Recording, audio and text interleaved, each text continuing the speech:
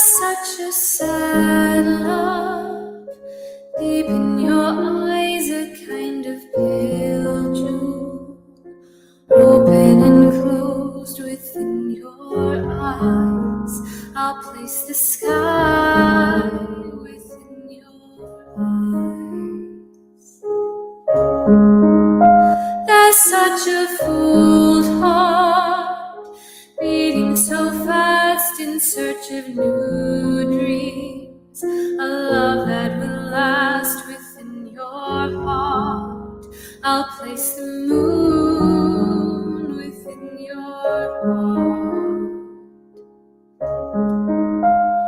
As the pain sweeps through, makes no sense for you. Every thrill was gone, wasn't too much fun at all. But I'll be there for you as the world falls down,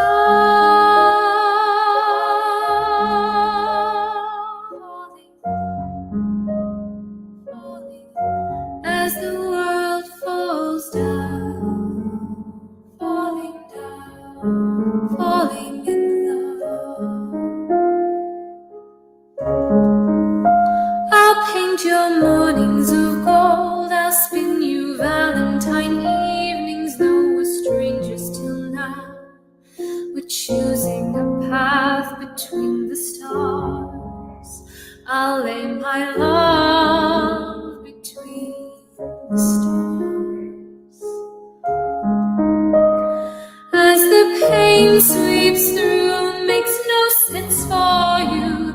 Every thrill was gone, wasn't too much fun at all. But I'll be there for you as the world falls down,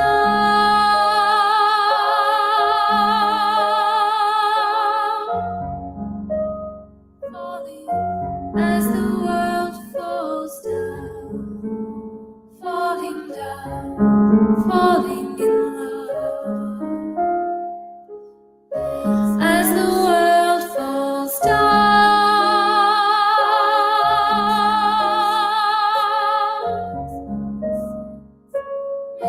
as the world falls down, falling in love.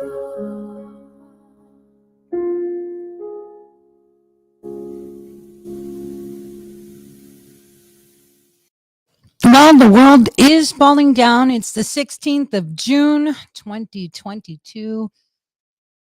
And you know what's really weird? There's a bill that the Senate is voting on, like literally right now. And this is how you know the world is falling down. And it sounds insane. But the bill is to provide benefits to veterans that have been exposed to toxic stuff. Mr. And I kid you not, Romney said no. Romney said no. These are the votes. We have people saying that veterans should not get benefits for being exposed to toxic chemicals or anything else they may be injected with.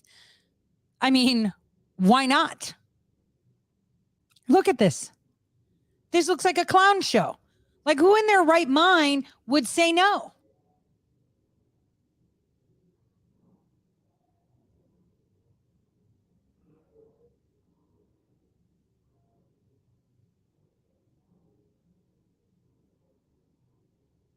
Mr. Hawley, aye.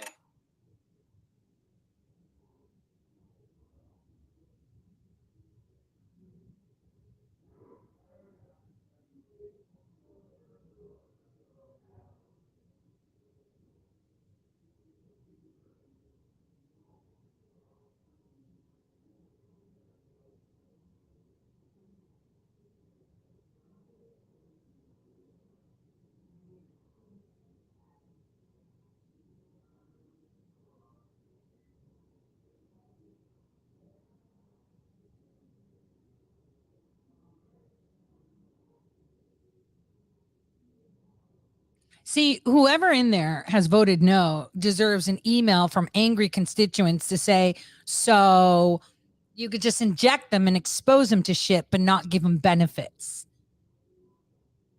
How does that work? How does that work? Oh, because Obama passed a law that says you can't sue certain companies for giving you shit. I get it.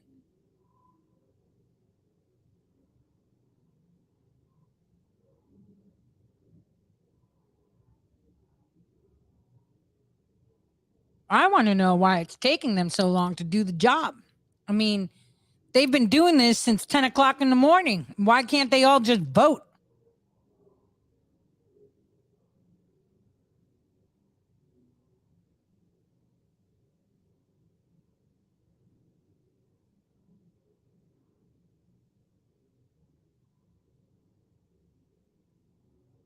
Mr. Ossoff, aye.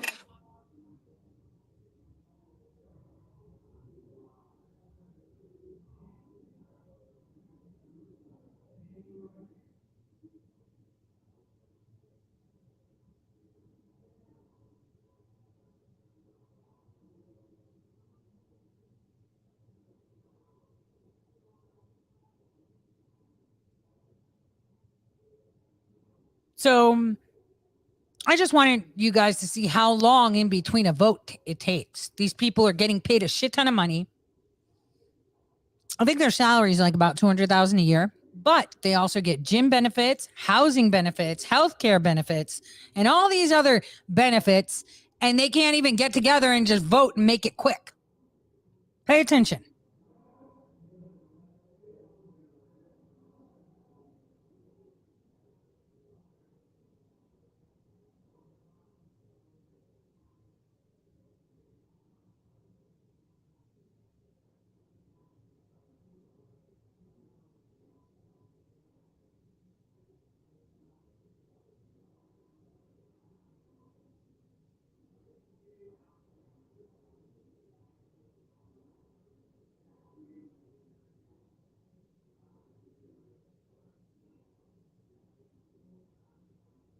Look how long.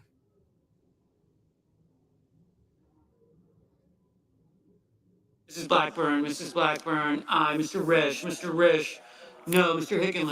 Hickenlooper, no. So Hickenlooper and Risch say there should be no benefits to our veterans that are exposed to anything toxic.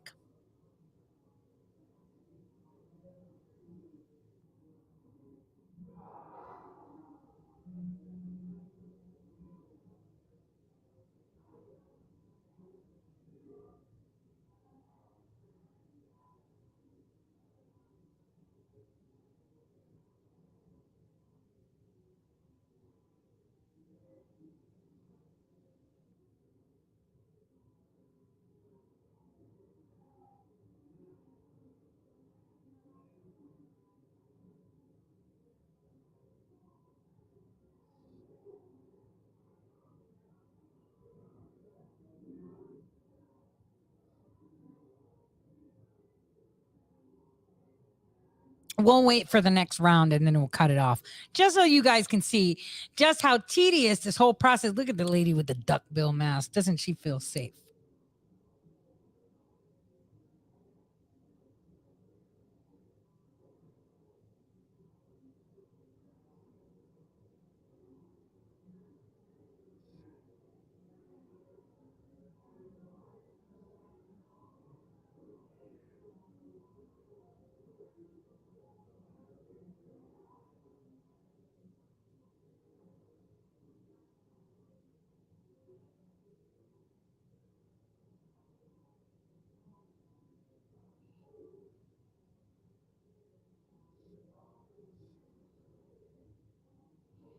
Why are they taking so long to vote? Why are they taking so long when they get paid so much money?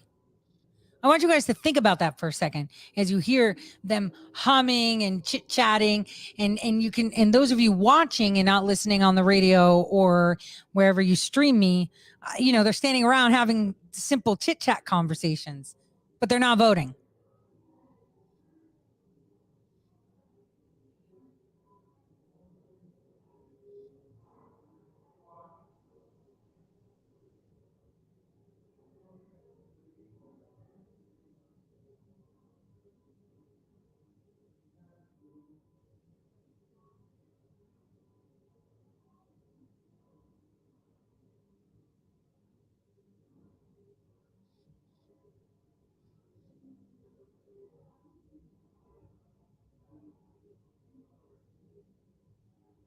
This started at 10 a.m. It is now 12:23 p.m.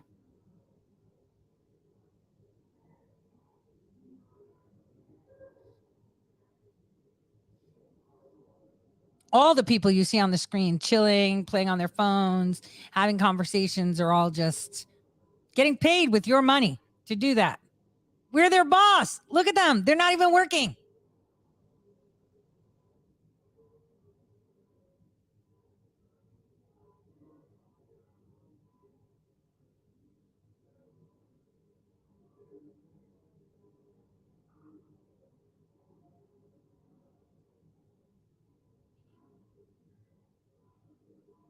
Mr. Van Hollen, aye. So a thumbs up. That's all the clown had to do. But he was sitting in the back there having conversations. Get the fuck out of here. All right. So let's remove this from our feed and start our day before we start on the whole, insurrection, right? Democrats have a real problem with facts, but they do like to construe things. Now, many people will be like, well, I'll tell you what. It's not helping that we're getting the disinformation now started again. And, a lot of people can say whatever they want, but I'm going to use, it's always best to explain things with personal experience, right? So I have personal experience that people can draw a narrative with whatever the hell they want. I had a whole state draw a narrative about me based on crimes that were committed against me, using something that they knew was false against me, and just filed it in court, so it must be true. This is exactly what's happening to President Trump, because it was one thing. For me, it was to make sure that I was discredited and no one listened to what I had to say, because they knew exactly what I was capable of doing. It was very well planned. They figured it out. They set it up in 2017. But by the way, the guy that spearheaded the whole thing, well, it was actually Brennan, but his crony, who used to be besties with limp-wristed Obama, had him on speed dial, went to McCain's funeral, right? That attorney general took his life right before the indictment for what he did popped. But, whatever, right? It is in the court. It's true. Well, listen to what they really want to do to President Trump and why they orchestrated the whole J6 thing and why they're orchestrating now the misinformation, telling you things about President Trump. And this isn't just coming from the left. But I did tell you that CNN will be telling you the truth. Here you go. So you have the perspective of sitting in the Senate, but now sort of a purview now from the outside looking in and getting a chance to look at this as objectively as possible now that you're not there in Congress. So let's talk about what we can expect to see tomorrow.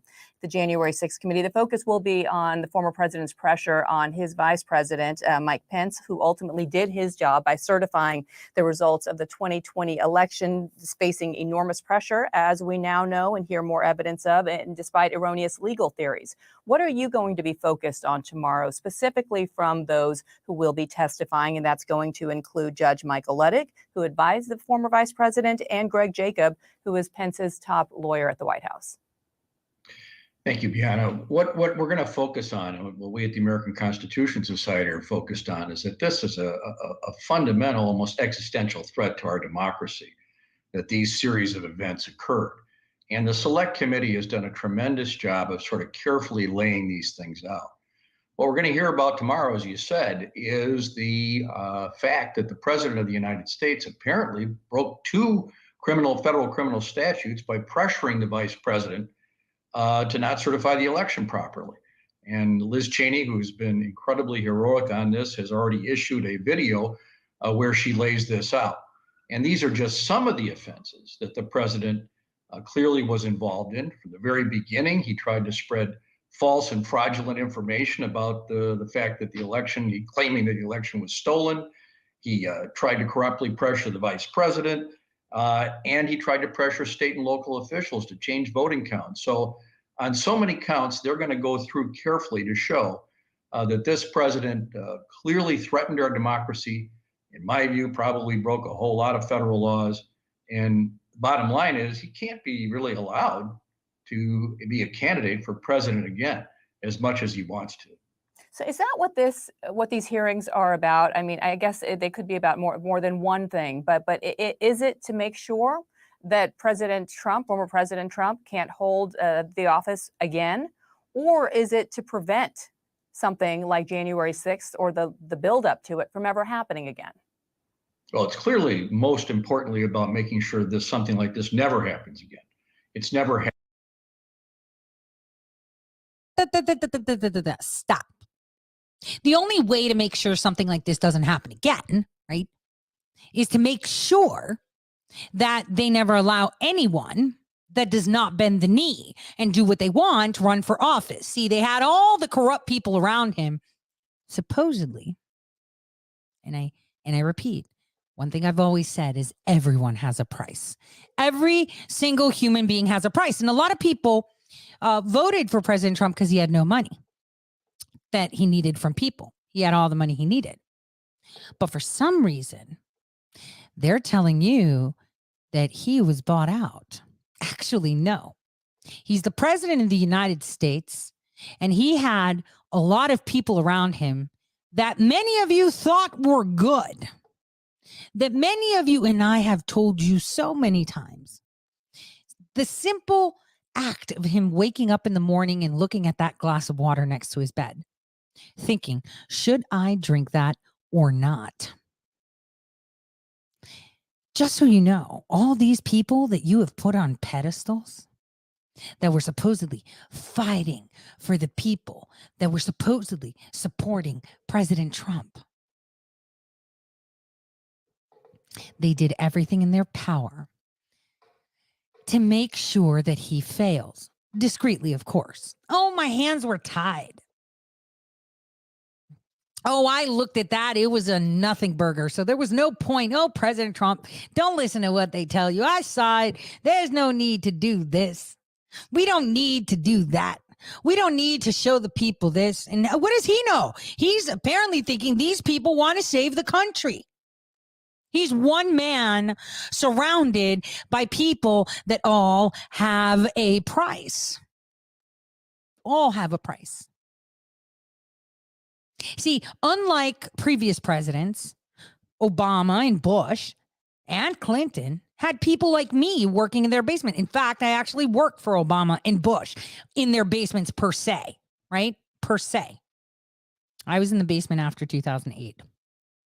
People like me that would tell the president impartially what is really going on, right? Aside from the advisors they had, those that they bought and they knew were theirs, they trusted. President Trump didn't buy any advisors. He just took them on their word. Well, if the people like them, I guess I must like them too, because he is one man and had to fill a cabinet full of people. Even General Milley had a price. He's a granddad, you know? People always have a price. It's people that are willing to risk everything, right? Remember, I looked up to John Brennan in the way he did things, almost felt like he was my mentor. It wasn't until I saw something that violated my morals and I asked a question, and I got punished for that question. I mean, not directly. It's not like they spanked me or did anything, but that's when they were put on their toes. And since I came through those tasks, and very well, might I add, that were extremely risky, I was rewarded in assisting because it was just a question, probably a glitch of her being emotional or something. Right? Just asking a question because it was a curious situation. So they talked themselves out of the fact that at that point, it wasn't about serving them. It was about serving humankind. And it was about collecting as much information as I could and to sabotage everything they did by releasing things correctly, whistleblowing, flying under their radar, right? Under their radar until 2013 when Brennan took over and he made sure that there is no avenue for you to whistleblow anymore. And I got caught in 2014. So hear me clearly when I say this. If anyone is making any mention that so-and-so sold you out, President Trump sold you out, you are 1,000,000% wrong. The people around him did, the GOP did, the Republicans did, his advisors did, some of his lawyers did, but the people need to understand just how power refuses to give and relinquish control to the people. And this can come down, I did like this certification, like extension school course for like business management. And one thing I can tell you that shocked me is that they would say things like, is power used any better in the hands of the many than in the hands of the few? And here's how they train your leaders of today and tomorrow. People power does not automatically equate to better, more humane uses of power. Undoubtedly, as history has witnessed, power in the hands of the people can overturn a dictator. But as history can also attest, dispersed power can quash the rights of a minority group. A so-called flat company can encourage greater creativity among employees, but it can also give rise to convoluted office politics, bullying, and a culture of preferentialism. A broader media landscape can probe deep into the news topics and dig up nuanced truths, or it can be an unwitting mechanism in the spread of misinformation and propaganda. If we all have access to more power, then we each have the responsibility to use our power with greater intelligence, understanding, and humanity. Just as popular psychologists have developed theories of emotional intelligence and social intelligence, we need to start thinking about the intelligence of garnering power. That way there could be a competency exam for that. And that was actually the goal of this whole course. Now, what's insane is that people think because so-and-so did this good thing, that so-and-so is a good guy. And it's like, no, that doesn't mean that. Well, so-and-so is talking to that guy. Do you know how many bad people I talk to? Do you know how many people that I do not agree with, I have conversations with? People that I literally see zero eye to eye with, that I have conversations with and have proper, cordial discourse with. Some people I even love and adore, friends and family, where we completely disagree and they're super adamant in what they're doing. Does that mean that I'm like them? No, it freaking doesn't. It means that I know how to be objective and I know how to have conversations with people. But that doesn't mean that my perspective or what I've garnered and seen as truth will sway my foundation. My feet are very solid on morals, very solid on what I demand from myself, let alone from what I demand from someone who represents me. Now, think of it this way.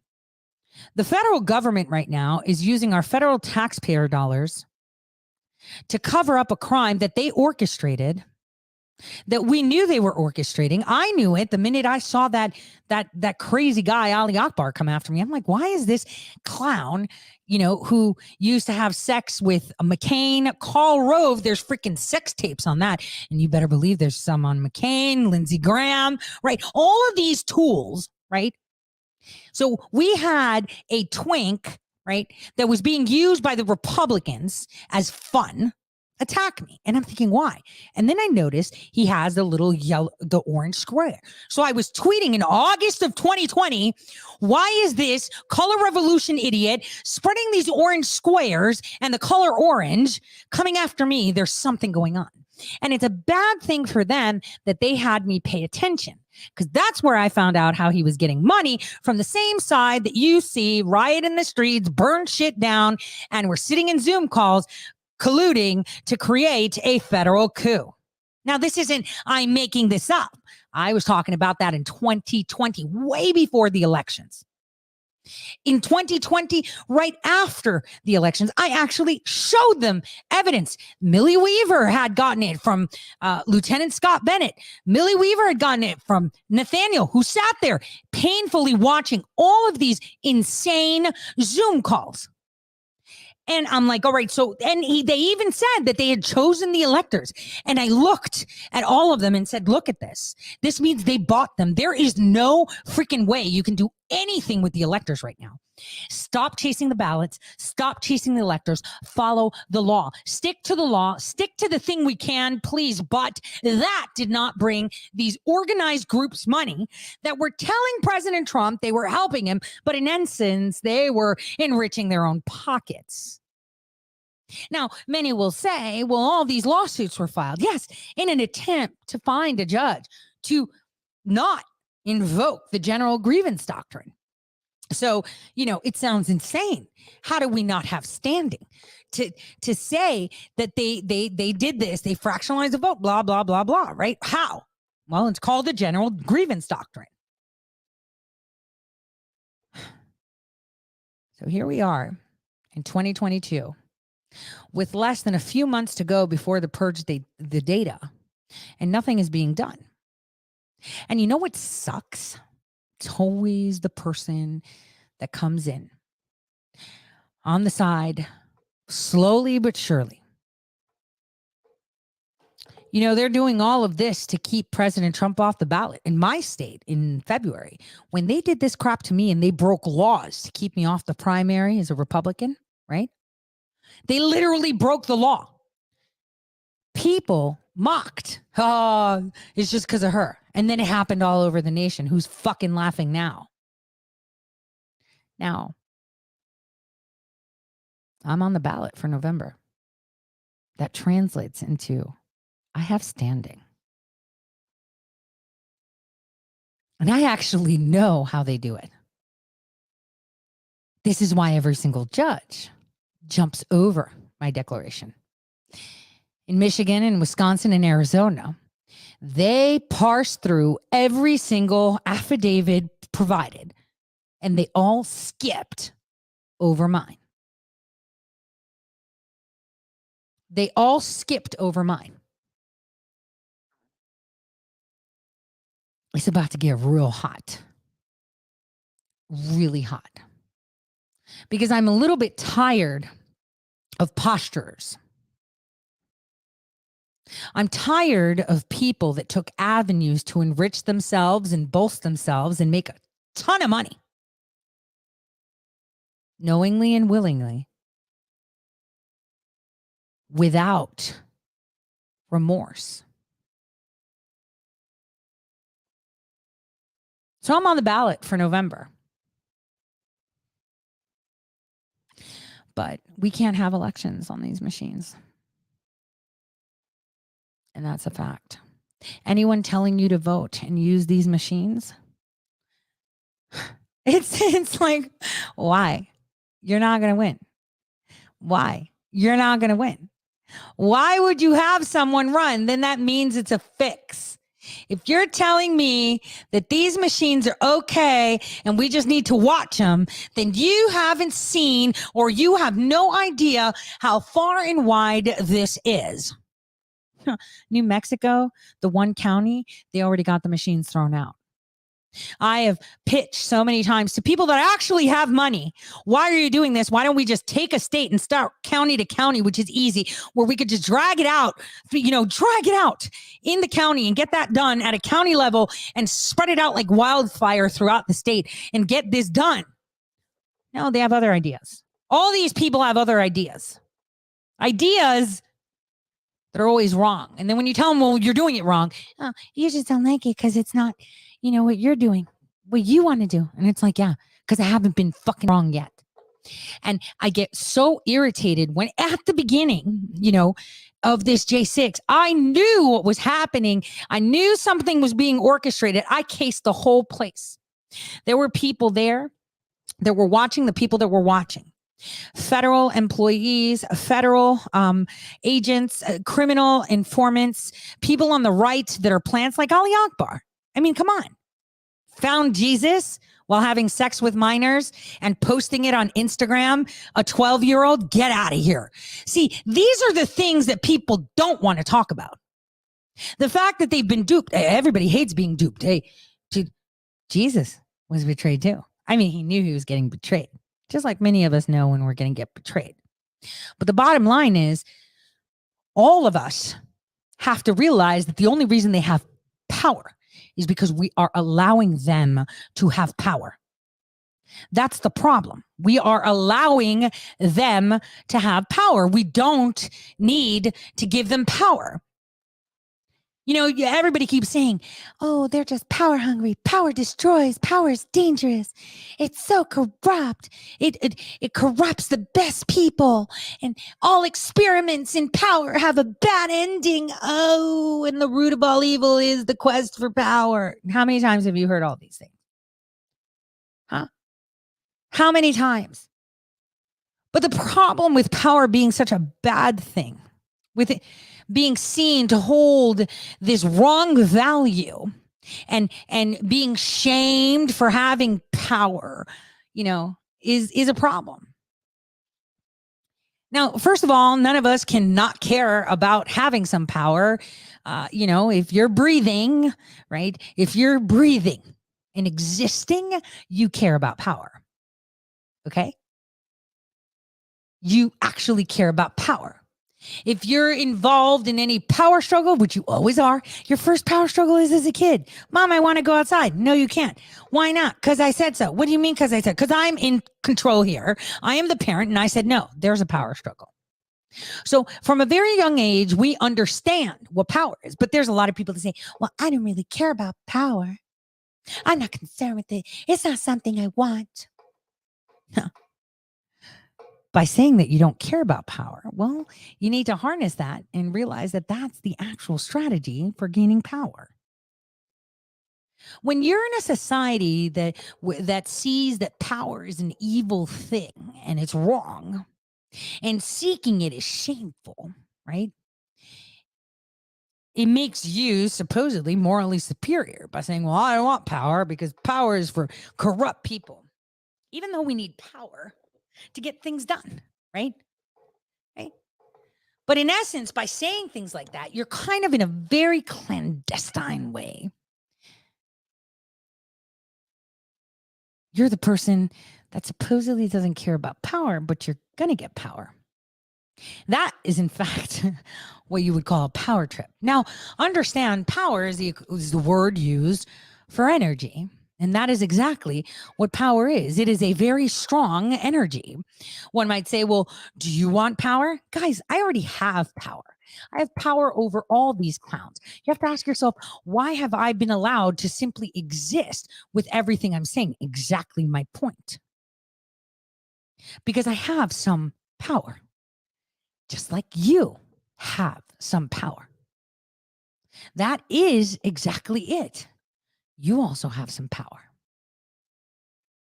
Power, as I said, is energy. Energy cannot be created or destroyed. It simply converts.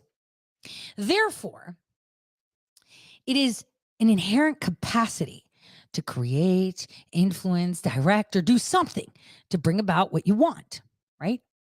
You want to dig a hole, you have to use your power to dig that hole. How you do it? Using a shovel, your hands, maybe hiring someone or forcing someone to do it. You're going to get this hole done. Now, everyone desires to have some form of power. I said, oh, you're such a control freak. No, they like to have some power there because they feel like they don't have power somewhere else. So, you know, as a person wanting this power, it's regardless if you have one person around you or 10 million people around you, you still just want it. You want to have some form of control in something in your life. And if that means to dominate others, that happens too. But, you know, when we feel, how can I say this? We have been so consumed with the idea of power relative to other people rather than power over others. So we are able to keep ourselves kind of pacified and feeling like it's a good thing because we're like, oh, it's power over others and then power relative to people. You know, it's two different things. It freaking isn't. In essence, the more traumatized you are, the more you care about the power relative to other people. And, you know, that is a fact. People see that. And this is because people that are traumatized, and now this whole nation are very sensitive to power dynamics. So they're very prone to power struggles and, need to be in a safer situation. This is why narratives are beginning to unfold.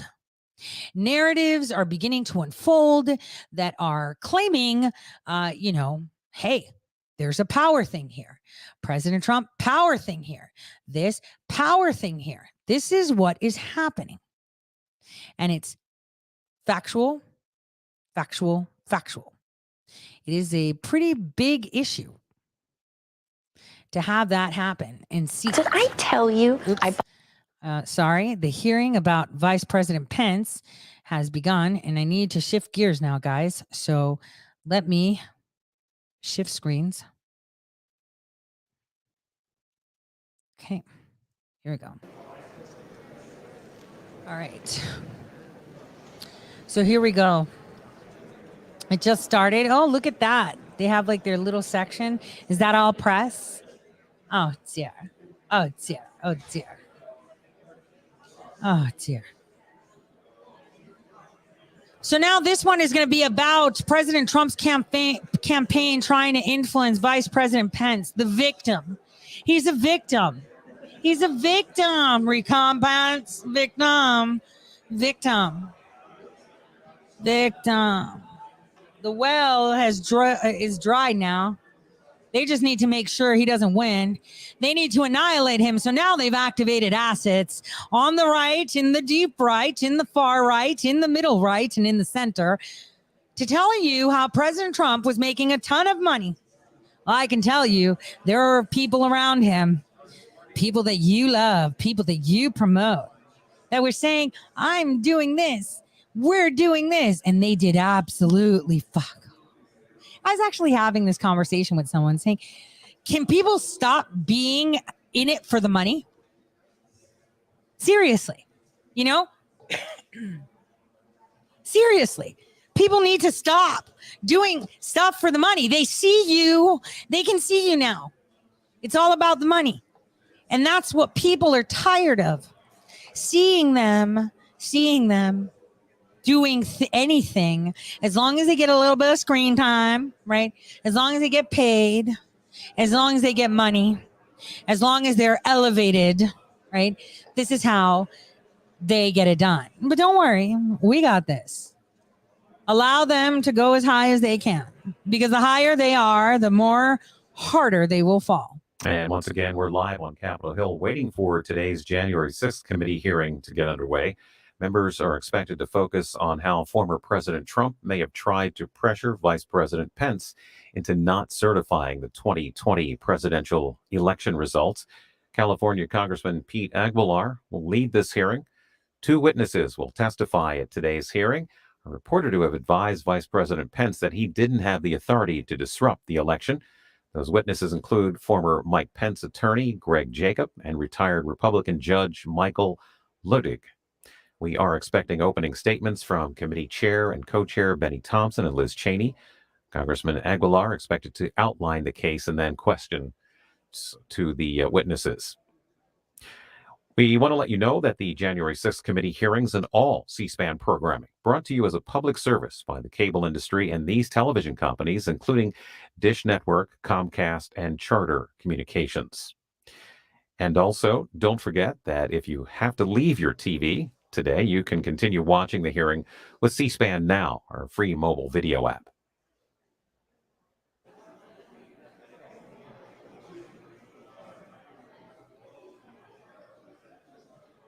So one thing that you need to understand is the fact that they are doing this on TV means that they are losing. They thought they would have eradicated him by now. They thought people would have run so far away from President Trump. This is why they're pulling the big guns now. The big guns now. All those people that were supporting him are now going to jump ship. And you're going to see it happen. They're pulling everything because they can't get an indictment unless the public decides it. Right. And the minute people start flipping, the minute people start telling you how he was in it and let it happen. And if you actually believe that he had any money taken from people, you are very dead wrong.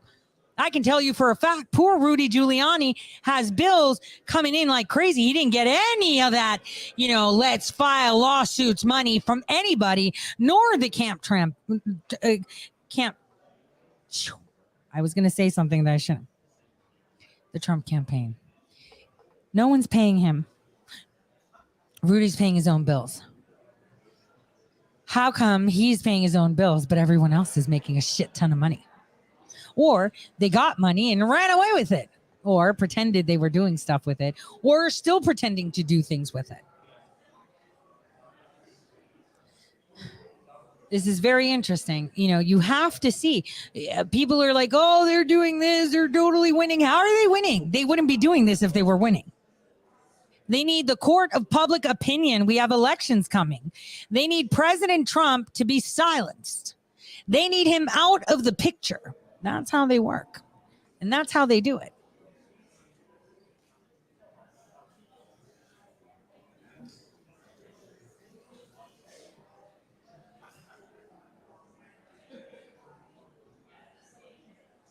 So this is the only reason that they're doing this, is to put the pony show on and reach out and say things and box things into a way that makes sense to someone that may not be that smart.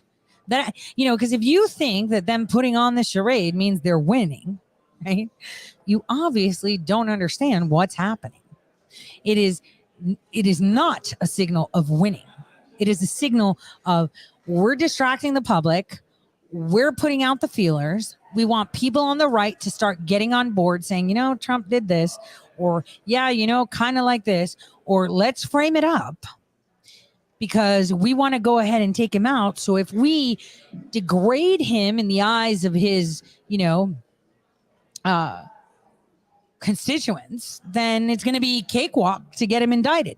And you know what? Lots of you say, well, if they indict him or arrest him, we're going to get out there. That's exactly what they want. They want blood on the streets. Don't you get it? And then they're going to bring the UN to call us to take our guns because we're fighting. But in essence, we only need one idiot to do it. And then every other shootout that you will hear is literally just taking out patriots that they will lie and say had weapons first. This is how it goes. You are in control of your own demise. You decide how this goes. You are in control of your own victory. You decide how it goes. You just have to be paying attention to see that this is just a show. And unfortunately, President Trump thought that the people that were surrounding him were actually about the people. Turns out it was all about them. That's why the Q phenomenon was hijacked, then hijacked again, and then rehijacked. And then it was promoting specific people. So it was used as a psychological weapon. The minute you saw names being called out, it was game over. Game over. When you see names being called out, game over. I mean, when I saw that supposedly that the computer called out, Carly, the one that cackles and laughs and does funny videos, I was like, game over. This is such a sham. It was such a sham. I mean, I knew it from before when I saw names being dropped as super patriots. I'm like, uh-oh. That's where you know that it's not the computer, because the computer wouldn't give names.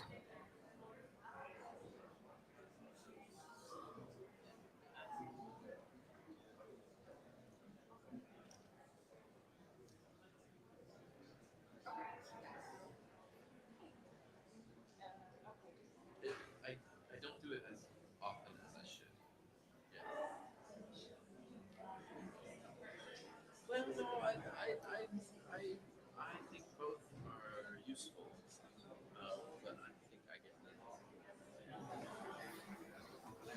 I'm listening into that hot mic.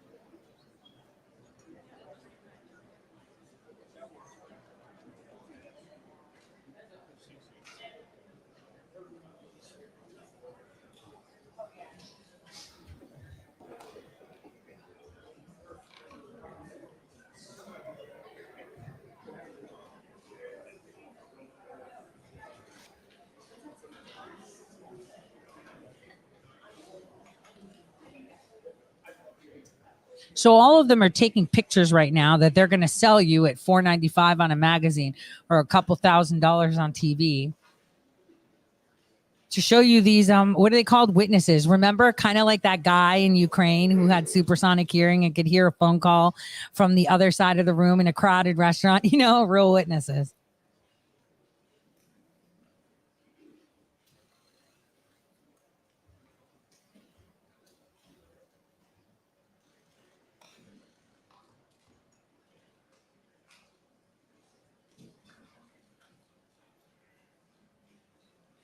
Let me know if there's an echo in the sound.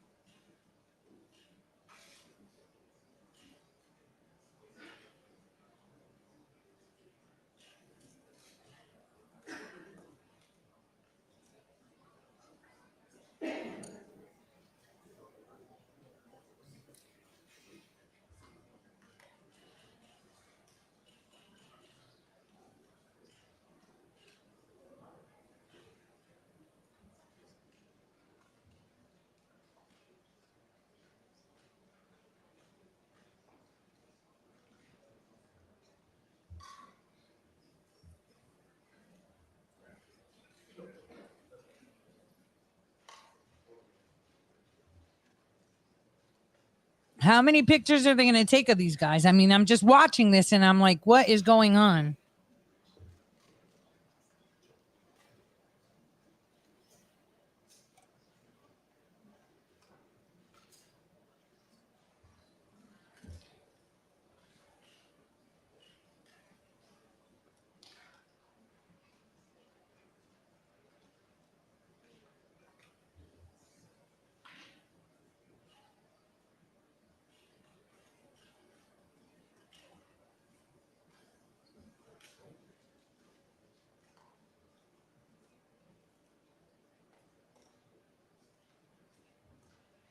You have to ask yourself why these people are lying, why the committee is doing this.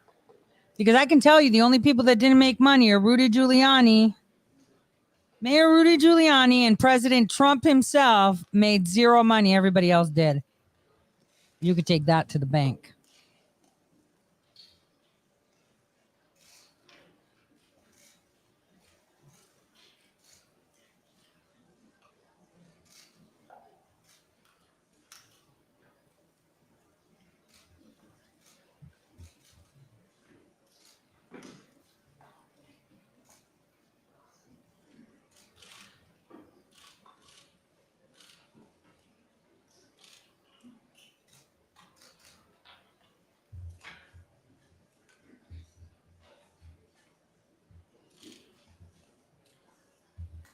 I hope he wore his diaper.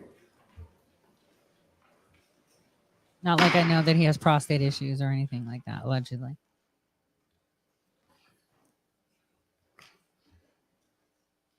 The Select Committee to investigate the January 6th attack on the United States Capitol will be in order.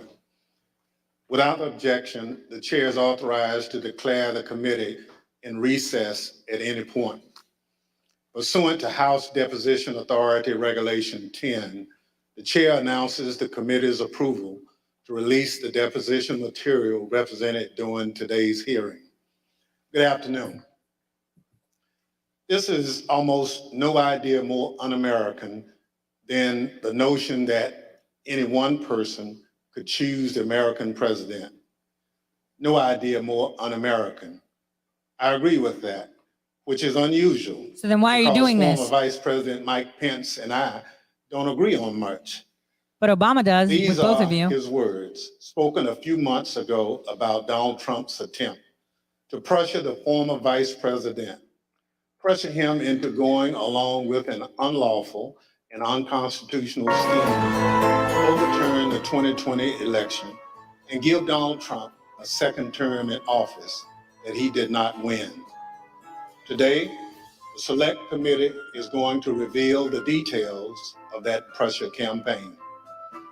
But what does the Vice President of the United States even have to do with a presidential election? The Constitution says that the Vice President of the United States oversees the process of counting the Electoral College votes, a process that took place on January 6, 2021. Donald Trump wanted Mike Pence to do something no other vice president has ever done.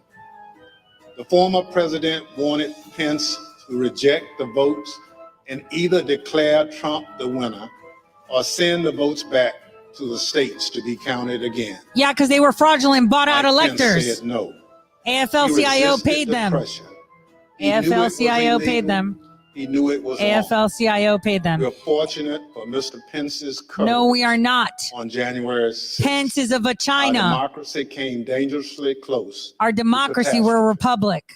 That courage put him in tremendous danger. No courage. He's a Mike Pence vagina. made it clear that he wouldn't give in to Donald Trump's scheme. Gave into Donald other Trump things, though. turned the mob on him. AFL-CIO paid for the mob slate of that was electors. chanting, "Hang Mike Pence." Everybody, A Sidney mob that had Powell, built a hangman's General gallows Flynn, Patrick just Byrne, outside the all of them Capitol. knew that they were paid for because we Thanks in told them. part to Mike Pence, We showed them our the democracy receipts. withstood Donald Trump's scheme Pence knew that. and the violence of January 6th. AFL-CIO paid But for the all of it, danger hasn't receded. including the BLM plaza Led in by front of the my White House. colleague, Mr. Aguilar, today we'll lay out the facts for the American people.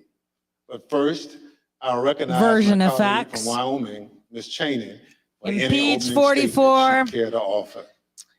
Thank you very much, Mr. Chairman. Let me take just a few minutes today Cheney, to put the topic of our hearing Cheney. in broader context. Where's Ringo In our Starr? last hearing, Ringo. we heard unequivocal testimony that President Trump was told his election fraud allegations were complete nonsense. She's We heard nonsense. this from members of the Trump campaign. Watch me fucking We fix heard this. this from President Trump's campaign lawyers.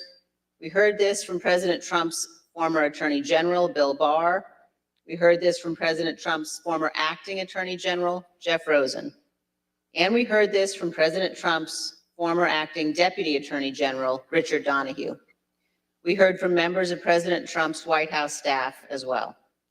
Today, we're focusing on President I want to Trump's talk over her relentless while effort she's to talking. pressure Okay, so Mike listen. Pence Bill refused Barr to count actually electoral was votes part on of the January 6th. team that Here sold again, the he's how first former machines Vice in President 2004, phrased it in a speech okay? before the Federalist 2004, Society, a group of so that they could be conservative trained lawyers. in other countries. I guess I'm going to have to subpoena For this Barr reason, too. This is going to be fun. I just had that I idea. had the right to overturn the election. But President Trump is wrong. I had no right to overturn the election. The presidency belongs to the American people and the American people alone. And frankly, there is no idea more un-American than the notion that any one person could choose the American president. What the president wanted the vice president to do was not just wrong, it was illegal and unconstitutional. We will hear many details in today's hearing, but please consider these 2 points. First, President Trump was told repeatedly that Mike Pence lacked the constitutional and legal authority to do what President Trump was demanding he do. This is testimony from Mark Short, the vice president's chief of staff, who served in the Trump administration in multiple positions over 4 years.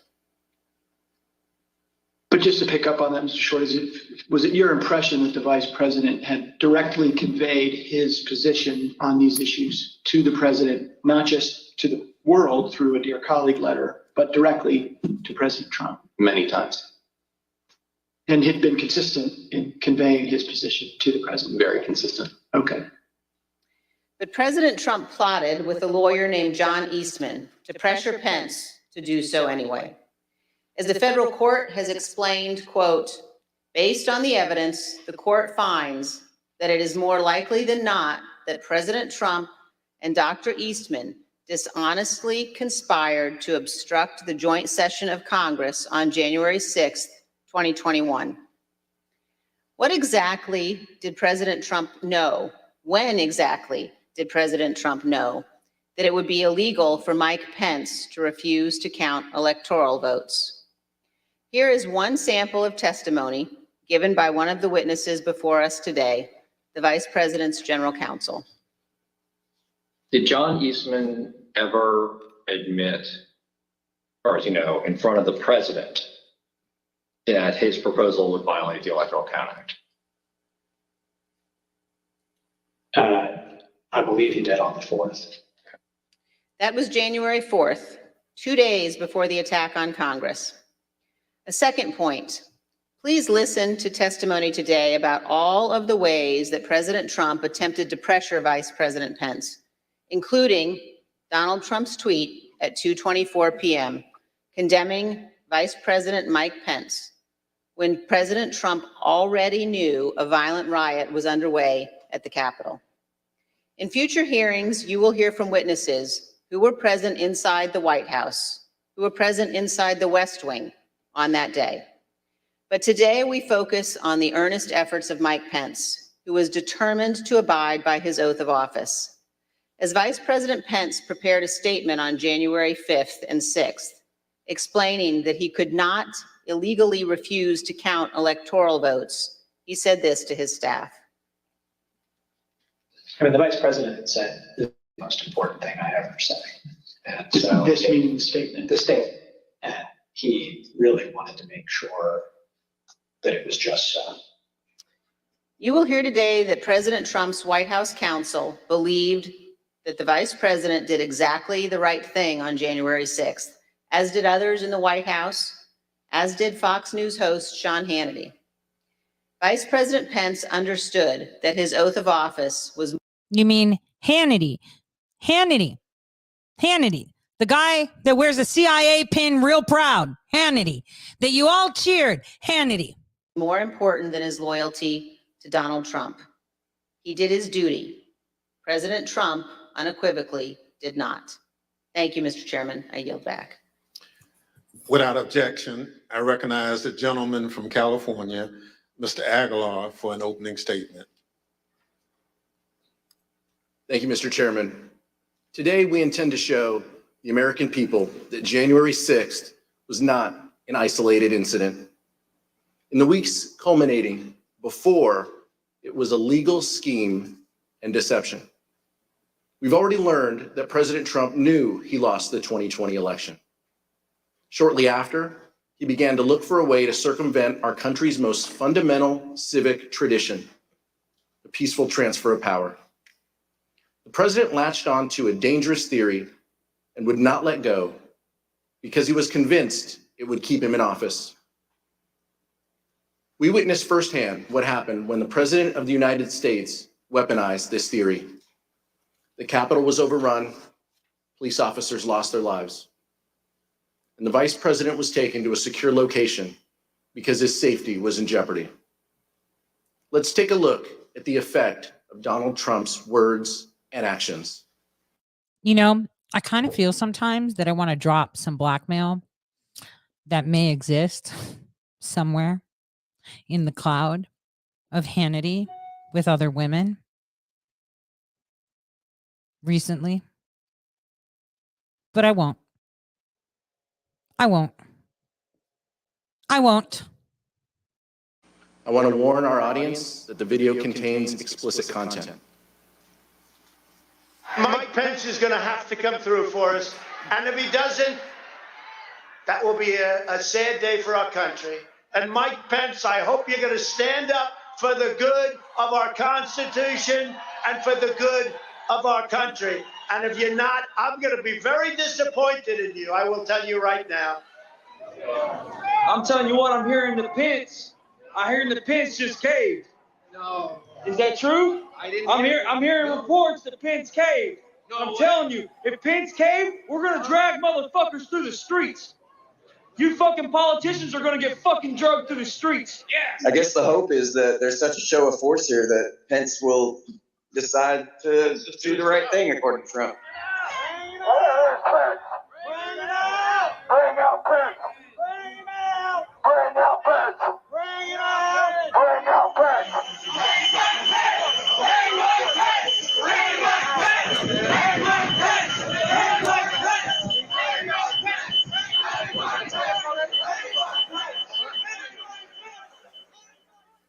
How did we Orange get to this string, point?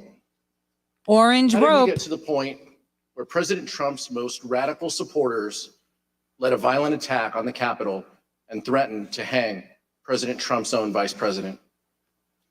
You'll hear from witnesses that Donald Trump pressured Mike Pence to adopt a legally and morally bankrupt idea that the vice president could choose who the next president can be.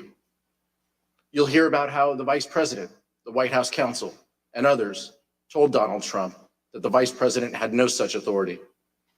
But President Trump would not listen. You'll hear how Vice President Pence withstood an onslaught of pressure from President Trump, both publicly and privately. A pressure campaign that built to a fever pitch with a heated phone call on January 6th. You'll also hear that the president knew there was a violent mob at the Capitol when he tweeted at 2:24 p.m. that the vice president did not have the, quote, courage to do what needed to be done. Let me be clear. Vice President Pence did the right thing that day. He stayed true to his oath to protect and defend the Constitution. I look forward to hearing from our witnesses this afternoon. Mr. Chairman, I yield back. Thank you, Mr. Aguilar. We're honored to have two distinguished witnesses who advised Vice President regarding his role on January 6th. Judge J. Michael Ludick is one of the leading conservative legal thinkers in the country. He served in administrations of President Ronald Reagan and George H.W. Bush. He was appointed by the latter to serve on the U.S. Court of Appeals for the Fourth Circuit, where he served from 19... Let's just make something clear. During Reagan's term, it was a 3-term Bush term, right? Because we had his attempted assassination, who, by the way, thank you, Peter, for making it clear. Peter Navarro was in the cell of Reagan's assassination attempt guy, who I reported to you. That's very interesting because he's getting out of jail. So they better not try it. On the Capitol, because he lived through it. He was with the vice president and his own life was in danger. I will now swear in our witnesses. The witnesses will please stand and raise their right hand.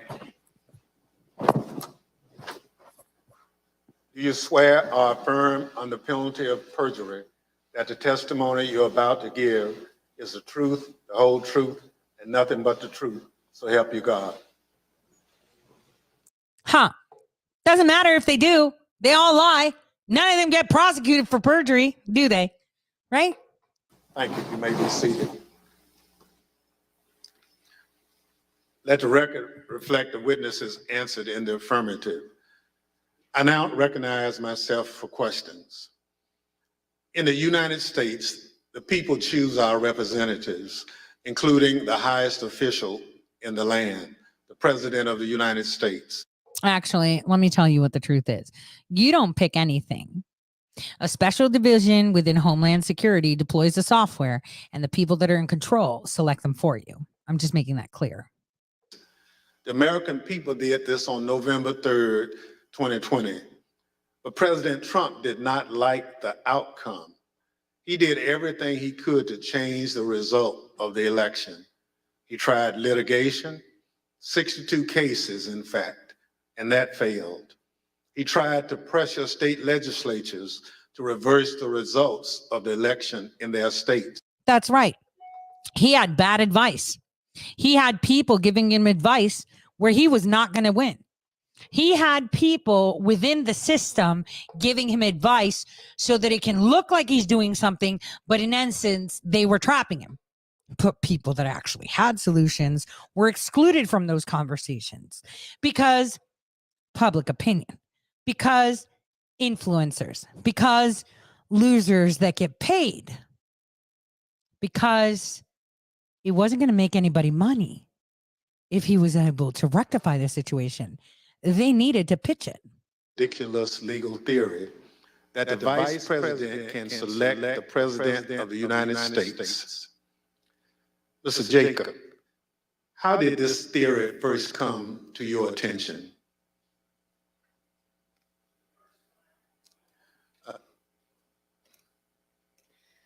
The first time that I had a conversation with the vice president about the 12th Amendment and the Electoral Count Act was in early December, around December 7th. The vice president called me over to his West Wing office and told me that he had been seeing and reading things that suggested that he had a significant role to play on January 6th in announcing the outcome of the election. He told me that he had been first elected to Congress in 2000 and that one of his earliest memories as a congressman was sitting in on the 2001 certification. And he recalled that Al Gore had gavelled down a number of objections that had been raised to Florida. And he asked me mechanically, how does this work at the joint session? What are the rules?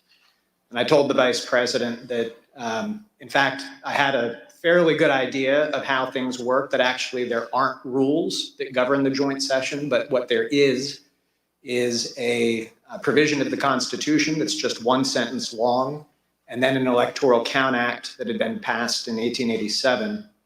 And I told the vice president that I could put a memo together for him overnight that would explain the applicable rules. So, Mr. Jacob, when you looked at this theory, what did you conclude? So we concluded that what you have is a sentence in the Constitution that is inartfully drafted. But the vice president's first instinct when he heard this theory was that there was no way that our framers, who abhorred concentrated power, who had broken away from the tyranny of George III, would ever have put one person, particularly not a person who had a direct interest in the outcome because they were on the ticket for the election, in a role to have decisive impact on the outcome of the election. And our review of text, history, and frankly, just common sense all confirmed the vice president's first instinct on that point. There is no justifiable basis to conclude that the vice president has that kind of authority. Thank you, Mr. Jacob.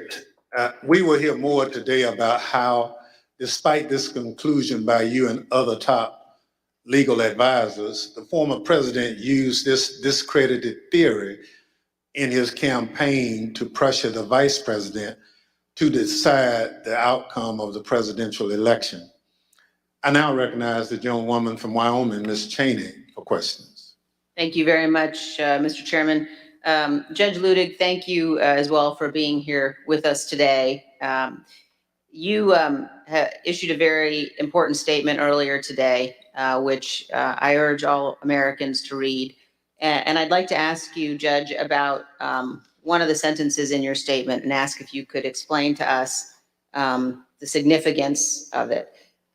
You say, had the Vice President of the United States obeyed the President of the United States, America would immediately have been plunged into what would have been tantamount to a revolution within a paralyzing constitutional crisis.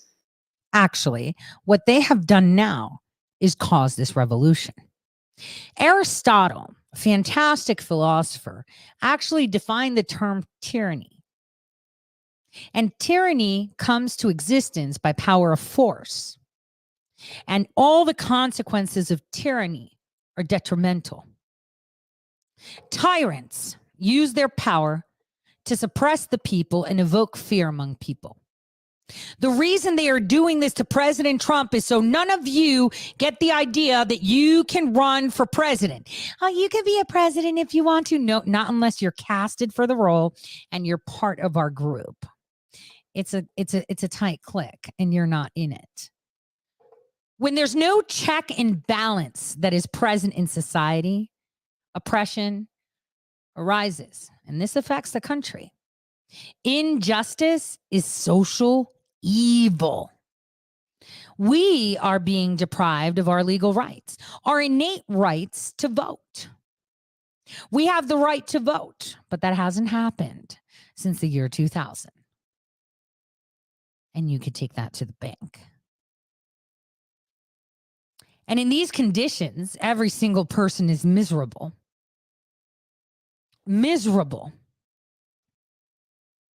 We have seen racial tyranny, gender tyranny, sex tyranny, class tyranny, religious tyranny. The Constitution is supposed to play a significant role in protecting the people. It's supposed to offer checks and balances. It's supposed to offer federalism and the separation of powers. Our Constitution has been diluted and has been demonstrated in such a way, pissed all over. They burned that down in the name of tyranny. And when tyranny becomes law, well, rebellion actually becomes a duty. They haven't even seen the revolution yet. We've just come to the peak of it. It's, like I said in 2015, a civilized revolution. It's a civilized civil war. It's the people against the oligarchs, the people that are sitting there telling you what. Now, while most of you think that the Republicans, because unfortunately for me, if I was advising the president directly, I would have said, get rid of the GOP. Starve them. Tell the people that they are a uniparty, which you have already done. Remove every single ounce of power they have and drop this nation into pure and utter controlled chaos where the politicians will say, no, we can't. We can't survive. The GOP would have zero money. The Democrats would have zero money. We have Democrats that are begging to have President Trump back because they felt safer. Their gas wasn't expensive. And they felt like all of this is happening to make sure he's not on the ballot. I guess maybe that's the guy we want. This is exactly what President Trump should have done a few months ago. He should have endorsed people independent from the GOP. It'll happen. Better late than never. But the thing is, right now we have a monstrous machine of polarity. Democrat, Republican, right? And that's the way it is. You know, every time I go to the supermarket today, I was running errands like crazy. I was in courthouses. My spy caught some. My little eye caught some spy on a camera, right? The bureaucracy is insane getting things done. But what I can tell you, every time I saw someone, they'd be like, damn, gas prices. And I was like, right, next time you vote, you don't vote for the parties that do that stuff. You don't vote for any parties. You vote for the people that can fix it. One person turned around and said, I never thought I'd take that. And remember, it's Pride Month. They were super pride, right? They said, I kind of wish I had Trump back. I'd put up with his mean tweets any day. I just can't sustain this life anymore the way it is. See, this is good advice. Advice is they want chaos. Give them chaos. Give them actual chaos that is in the hands of the people, not the hands of their own. Imagine if President Trump a few months ago came out and said, well, don't give a dime to the GOP. Don't give a dime to the DNC. You support these candidates that I will endorse or not. Just you pick your candidates. We need real Americans here, and those parties are not going to support them. So get out there, guys, and support the people that are for the people. See, if he had actual good advisors, that would have been said. But he had fired Brad Parscale. Guess who's on his advising team again? That's right, Brad fucking Parscale. And like many others, right? Poor Don Jr. is thumping for candidates and nobody wants. He came and thumped for Jim Renacci, who knows about the machines, who knows about the algorithm. I mean, he sat on the election commission, especially when the first election fraud case happened in 2004 in the state of Ohio. And in fact, they got caught. And in fact, that was being tried. And in fact, 2 days before the court, the guy they caught, the star witness or perpetrator, died in a plane crash. Mysteriously, of course. See, because people think that the Republicans are for them. They're like, I'm a Republican. And it's like, yeah, so I wouldn't say that because I'm a Federalist. And that's why I chose to go independent. I wanted to put down American Federalist, which was actually the first real Republican Party, but I couldn't do that because I am a registered Republican. Therefore, if I was to change my registration, that would cause me some legal issues. I mean, even the Secretary of State, because I didn't get on the Republican ticket, said, oh, you need to go change your status. I don't need to change shit. In November, I can identify as a political party of polka dots and I can vote for whoever I want. Mind your business. That was a trap for me. Swapping parties, that was a trap for me. See, this is what they do. They set up traps to make sure you're dumb. You can pick libertarian, but those will get bought out and infiltrated too. No party. The people that you elect are supposed to represent you.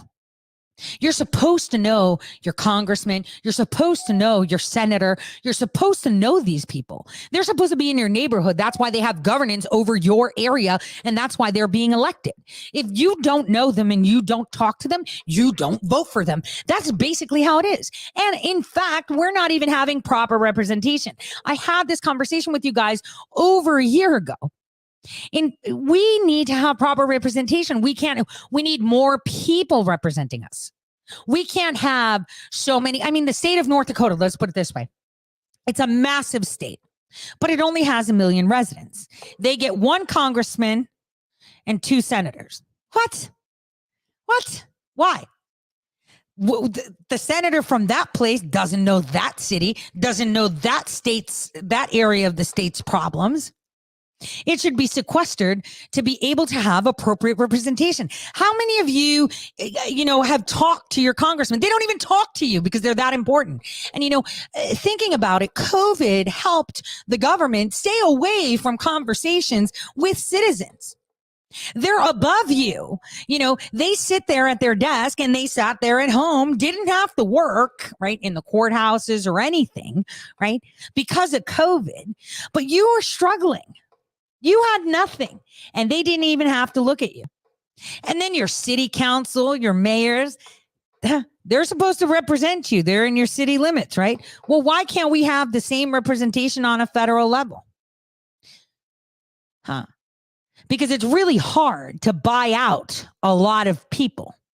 Because if we actually go by the rule of law, it's supposed to be 1 representative to so many thousands, tens of thousands of citizens. So again, if we're not being represented correctly, right, we need to fix that. We need to make sure we have appropriate representation. We can't have them drawing maps the way they fancy it because they get more voters there. Dude, you either live in the neighborhood or you don't. And you either know your people or you don't. And you can't be representing 1 million people. Let's think about it. How are you going to have a conversation with 1 million people? Totally not. How are you going to hear the complaints of 1 million people? You're not. Same argument I made on Twitter. I don't follow a lot of people. Well, when I was on there, I didn't follow a lot of people because there's no point. I don't want to see what 1 million people are saying. I wouldn't be able to go through all the tweets. That's why I said this follow back bullshit that you see on Truth Social too. Same psyop, different platform, right? Is to congest your feed with rubbish. Because if you sat down and you said, well, I follow 10,000 people and follow me back and 10,000 people follow, how are you going to get through 10,000 tweets or truths? You're not. You're not. That's the point. That is the point. See, it's not rocket science when we're talking about how they're doing this to you. One, you're not represented appropriately. Two, they're doing what they want. And what they're worried about is exactly what they saw on camera, that they will not be able to walk down the street without feeling the heat that someone will come at them and someone that'll have a big grievance that might even take them out. Because they know now that there is no veil. People can see real clear. Cheney, how the heck is she going to go to Wyoming and feel safe? Oh, we're not going to vote her in. Yeah, nobody cares. The machines will. So I don't know what you're talking about.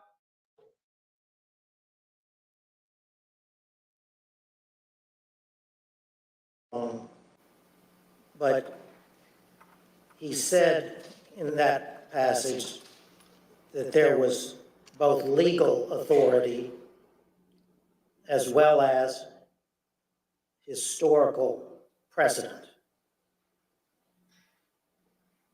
I do know what Mr. Eastman was referring to when he said that there was historical precedent for doing so. He was incorrect. There was no historical precedent from the beginning of the founding in 1789 that even as mere historical precedent, as distinguished from legal precedent, would support the possibility of the Vice President of the United States quote, counting alternative electoral slates that had not been officially certified to the Congress pursuant to the Electoral Count Act of 1887. I would be glad to explain that historical precedent if the committee wanted, but it would be a digression. Thank you very much, Judge. I know my colleagues will be pursuing that issue in more depth. And now I'd like to yield back, Mr. Chairman.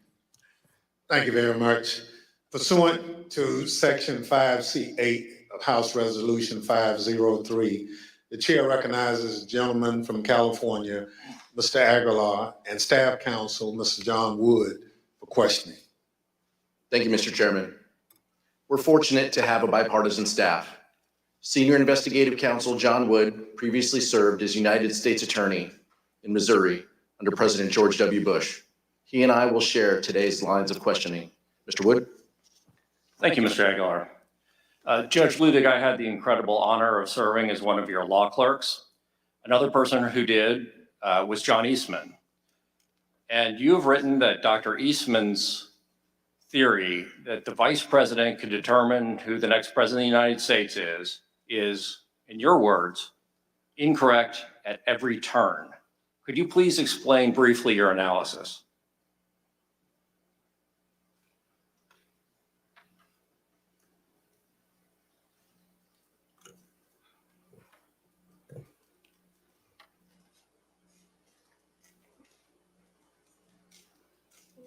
It was my honor, Mr. Wood, to have you serve as my law clerk.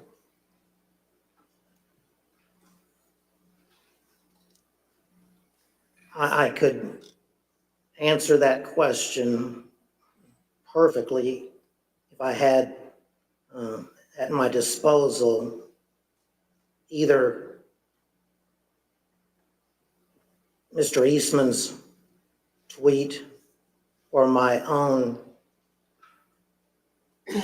analytical tweet of September 21st, but I don't. But that said, let me try to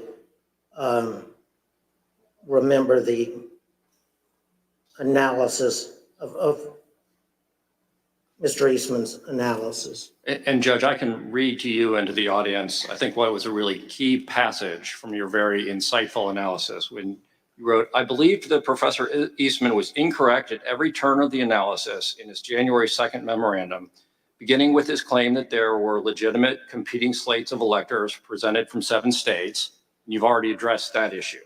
But your next sentence said, continuing to his conclusion that the vice president could unilaterally decide not to count the votes from the 7 states from which competing slates were allegedly presented. So what was your basis for concluding that Dr. Eastman was incorrect in his conclusion that the vice president could unilaterally decide not to count the votes from these disputed states? I understand. As I previously stated in response to Congresswoman Cheney, there was no basis in the Constitution or laws of the United States at all for the theory espoused by Mr. Eastman. At all. None. With all respect to my co-panelist, he said, I believe in partial response to one of the Select Committee's questions, that the single sentence in the 12th Amendment was, he thought, inartfully written. That single sentence is not inartfully written. It was pristine clear that the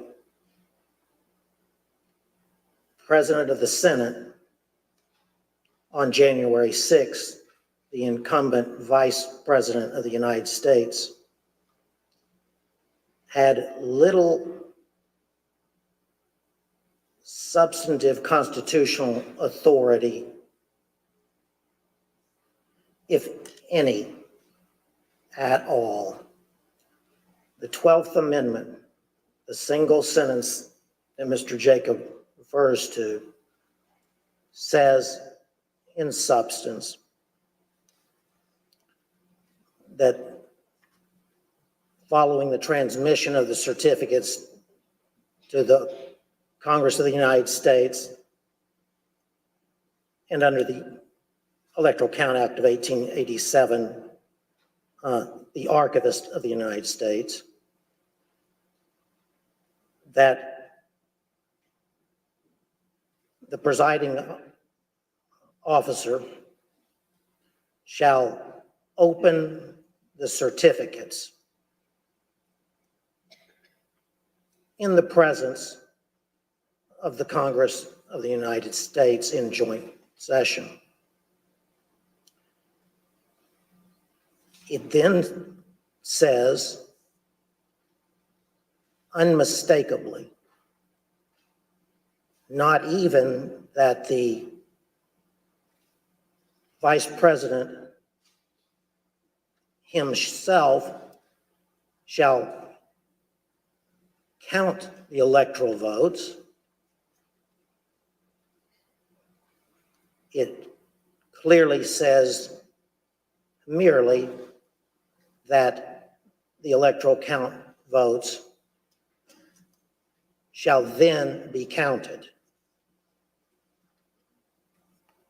It was the Electoral Count Act of 1887 that that filled in, if you will, the simple words of the 12th Amendment in order to construct for the country a process for the counting of the sacred process for the counting of the electoral votes from the states, that neither our original Constitution nor even the 12th Amendment had done. The irony, if you will, is that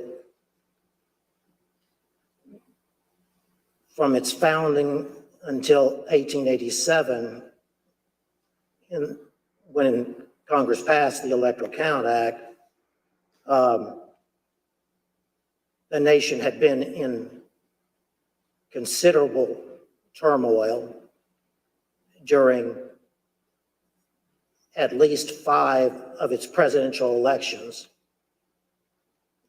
beginning as soon thereafter from the founding as 1800. So it wasn't for almost 100 years later until the Electoral Count Act was passed. So that's why, in my view, that piece of legislation is not only a work in progress for the country, but at this moment in history, an important work in progress that needs to take place. He needs his transcript so he doesn't lie, right? Long-winded, I understand. Well, Judge Ludig, at the risk of oversimplifying for the non-lawyers who are watching, is it fair to say that the 12th Amendment basically says 2 things happen? The Vice President opens the certificates and the electoral votes are counted. Is it that straightforward? Actually, let me tell you something about the 12th Amendment. So as they were walking over to put together, this is something that a lot of people don't know. So you're getting it here if you didn't know this.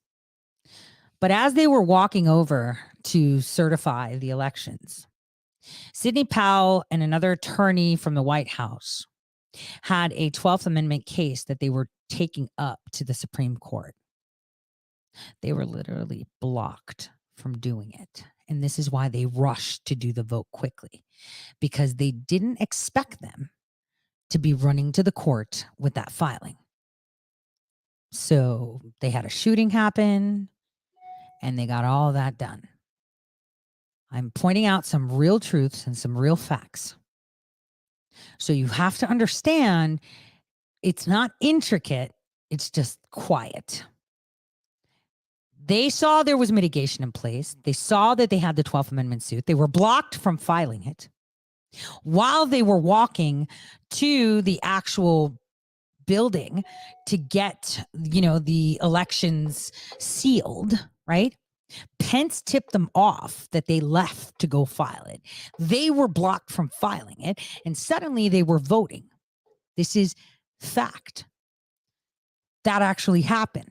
They were blocked from filing the lawsuit at the Supreme Court. They were walking it over because they were trying to figure out how to formulate it. And this is why President Trump said, do your job. You're supposed to be the tiebreaker. You get to decide. Pence, though, knew what was on the table. He was going to be in a lot of trouble. He was on that list from ICE from like 2005. When you find it, you'll find his name on it.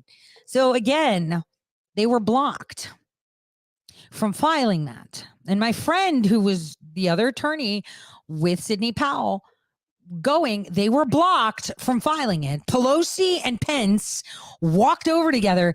They knew it's the most horrific sham ever right now. Horrific. In the text. But the problem that we had and that John Eastman raised in our discussions was we had all seen that in Congress in 2000, in 2004, in 2016, there had been objections raised to various states. And those had even been debated in 2004. And so here you have an amendment that says nothing about objecting or rejecting, and yet we did have some recent practice of that happening within the terms of the Electoral Count Act. So we started with that text. And I recall in my discussion with the Vice President, he said, I can't wait to go to heaven and meet the framers and tell them the work that you did in putting together our Constitution is a work of genius. Thank you. It was divinely inspired. there is one sentence that I would like to talk to you a little bit about.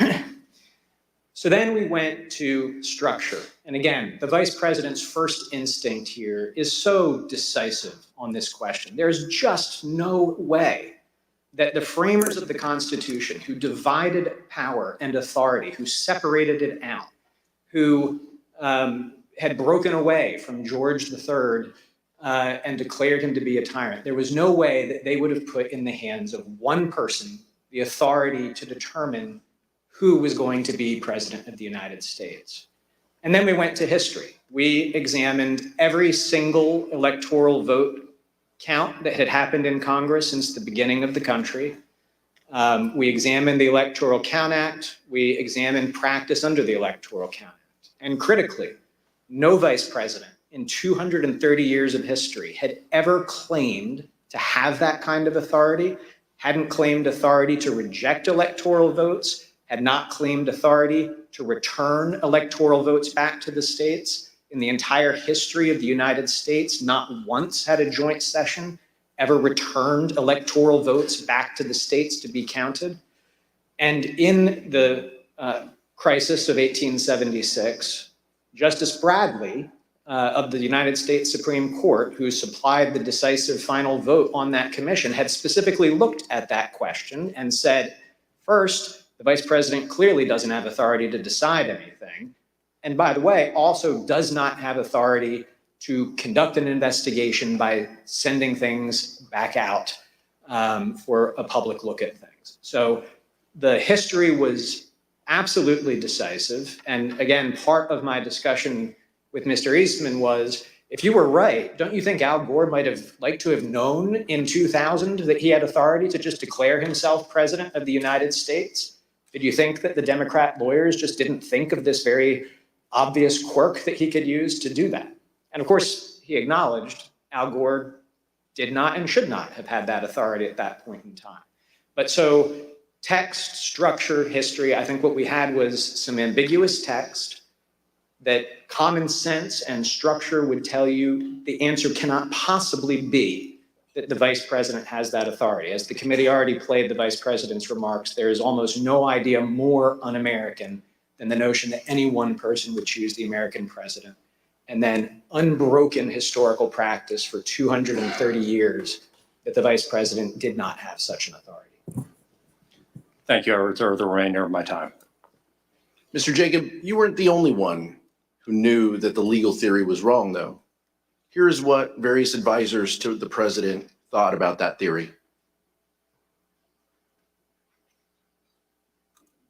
You've been clear repeatedly with Mr. Meadows about you and the vice president having a different view about his authority on January 6th. I believe I had. Did Mr. Meadows ever explicitly or tacitly agree with you or say, yeah, that makes sense, or okay?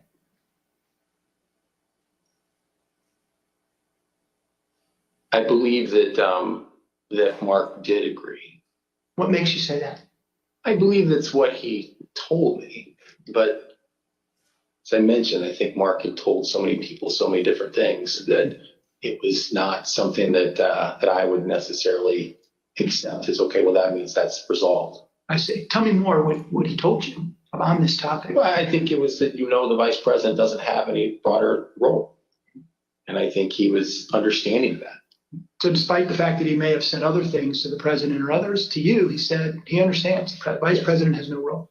Yes. Okay. Did he say that to you several times? A couple times. Before January 6th? Yes. The way it was communicated to me was that Pat Cipollone thought the idea was nutty and had at one point confronted Eastman basically with the same sentiment. Pat expressed his admiration for the vice president's actions on the day of the 6th and said that he concurred with the legal analysis that our team had put together to reach that point. It made no sense to me that in all the protections that were built into the Constitution for a president to get elected and steps that had to be taken, that the power to choose the next president would be sitting with the vice president. Do you know if Mr. Clark or Mr. Morgan, is it Morgan? thought about that, Mr. Eastman's advice? Yeah, they thought he was crazy. Do you know if they ever expressed an opinion on whether they thought the vice president had the power that John Eastman said he did? I know for a fact I heard both say that his theory was crazy, that there was no validity to it in any way, shape, or form. And did they express that before January 6th? Yes. To whom? I think anyone who would listen. Okay, what were your prior interactions with Eastman? He described for me what he thought the ambiguity was in the statute, and he was walking through it at that time. And I said, hold on a second, I want to understand what you're saying. You're saying that you believe the vice president, acting as president of the Senate, can be the sole decision maker as to, under your theory, who becomes the next president of the United States? And he said, yes. And I said, are you out of your effing mind? Right? And that was pretty blunt. I said, you're completely crazy. I said, you're going to turn around and tell 78+ million people in this country that your theory is this is how you're going to invalidate their votes because you think the election was stolen? And I said, they're not going to tolerate that. I said, you're going to cause riots in the streets. And he said, words to the effect of there's been violence in the history of our country, Eric, to protect the democracy or protect the republic.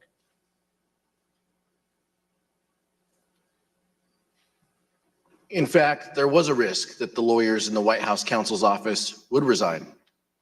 For example, Fox News host Sean Hannity expressed concern that the entire White House counsel's office could quit. As you can see from these texts, Mr. Hannity wrote to White House Chief of Staff Mark Meadows that, quote, "We can't lose the entire White House counsel's office. I do not see January 6th happening the way he is being told." A few days later, on January 5th, Mr. Hannity wrote to Mr. Meadows that, quote, "I'm very worried the next 48 hours. Hence pressure, White House counsel will leave."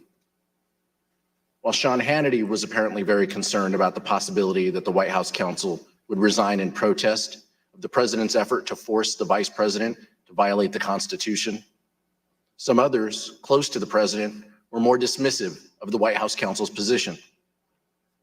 Here's what Trump's son-in-law and senior advisor Jared Kushner said during his deposition regarding the White House counsel Pat Cipolloni's threats to resign. Jared, are you aware of instances where Pat Cipollone threatened to resign? I kind of, like I said, my interest at that time was on trying to get as many pardons done. And I know that, he was always, him and the team were always saying, oh, we're going to resign. We're not going to be here if this happens, if that happens. So I kind of took it up to just be whining, to be honest with you. The president's own lead outside counsel, Rudy Giuliani, also seemed to concede that the vice president did not have the authority to decide the outcome of the election or send it back to the states. Here's what White House attorney Eric Hirschman said about his call with Mayor Giuliani on the morning of the 6th. The morning of January 6th, I think he called me out of the blue, right? And I was like getting dressed. And we had an intellectual discussion about Eastman's, I don't know if it's Eastman's theory per se, but the VP's role. And he was asking me my view and analysis and then the practical implications of it. And when we finished, he said, like, I believe that, you're probably right. I think he thought when we're done that it would be something he'd have to consider if he was sitting on the bench, but he'd probably come down in that, you couldn't interpret it or sustain the argument long term. Of course, the fact that Mayor Giuliani seemed to admit that the theory was wrong did not stop him from going before the crowd just a few hours later on January 6th and saying the exact opposite. Here's Mayor Giuliani's speech at the Ellipse rally on January 6th. We're here just very briefly to make a very important 2 points. Number one, every single thing that has been outlined as the plan for today is perfectly legal. I have Professor Eastman here with me to say a few words about that. He's one of the preeminent constitutional scholars in the United States.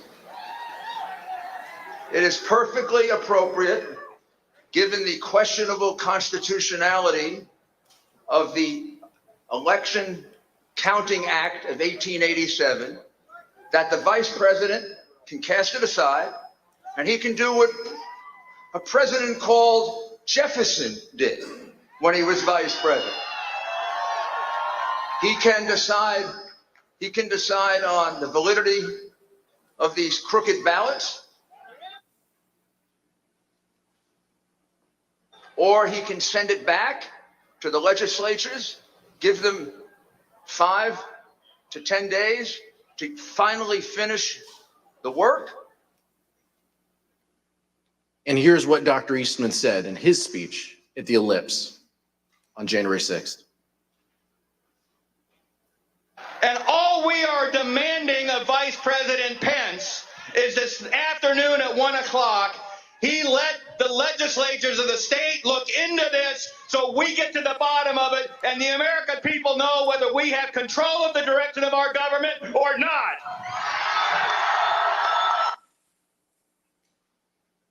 Even Dr. Eastman knew his theory didn't hold water. Mr. Jacob, you discussed and even debated this theory at length with Dr. Eastman. Did Dr. Eastman ever tell you what he thought the U.S. Supreme Court would do if it had to decide this issue? Yes. We had an extended discussion, an hour and a half to 2 hours on January 5th. And when I pressed him on the point, I said, John, if the Vice President did what you were asking him to do, we would lose 9-0 in the Supreme Court, wouldn't we? And he initially started it, well, I think maybe you would lose only 7-2. And after some further discussion, acknowledged, well, yeah, you're right, we would lose 9-0. I appreciate that. In our investigation, the Select Committee has obtained evidence suggesting that Dr. Eastman never really believed his own theory. Let me explain. On the screen, you can see a draft letter to the President from October 2020. In this letter, an idea was proposed that the Vice President could determine which electors to count at the joint session of Congress. But the person writing in blue eviscerates that argument. The person who wrote the comments in blue wrote, quote, "The 12th Amendment only says that the President of the Senate opens the ballots in the joint session and then, in the passive voice, that the votes shall then be counted." The comments in blue further state, "Nowhere does it suggest that the President of the Senate gets to make the determination on his own." Judge Ludig, does it surprise you that the author of those comments in blue was in fact John Eastman?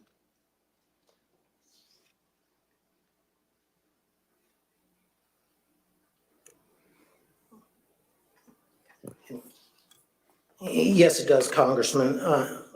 But let me, watching this unfold, let me try to unpack what was at the root of what I have called the blueprint to overturn the 2020 election.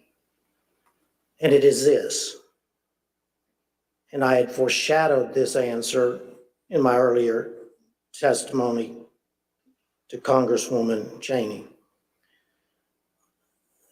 Mr. Eastman, from the beginning, said to the President that there was both legal as well as historical precedent for the Vice President to overturn the election. And what we've heard today, I believe, is what happened within the White House and elsewhere as all the players led by Mr. Eastman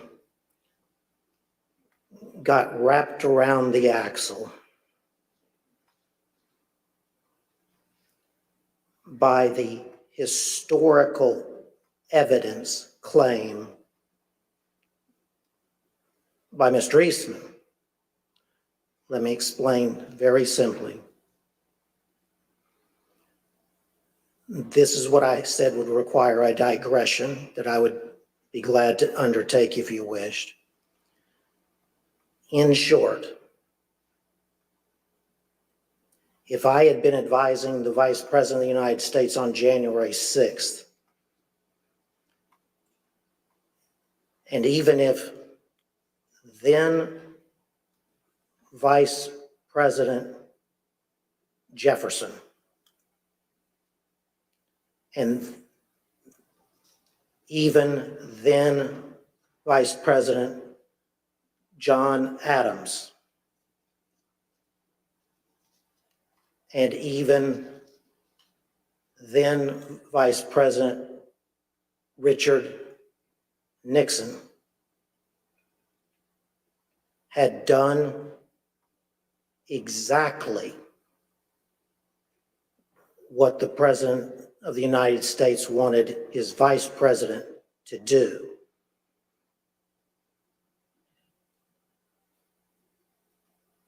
I would have laid my body across the road before I would have let the Vice President overturn the 2020 election on the basis of that historical precedent. But what this body needs to know, and now America needs to know, is that that was the centerpiece of the plan to overturn the 2020 election. It was the historical precedent in the years and with the vice presidents that I named, as Congressman Raskin understands well. And the effort by Mr. Eastman and others was to drive that historical precedent up to and under that single sentence, single pristine sentence in the 12th Amendment to the United States Constitution, taking advantage of, if you will, what many have said is the inartful wording of that sentence in the 12th Amendment. Scholars before 2020 would have used that historical precedent to argue not that Vice President Pence could overturn the 2020 election by accepting non-certified state electoral votes, but they would have made arguments as to some substantive,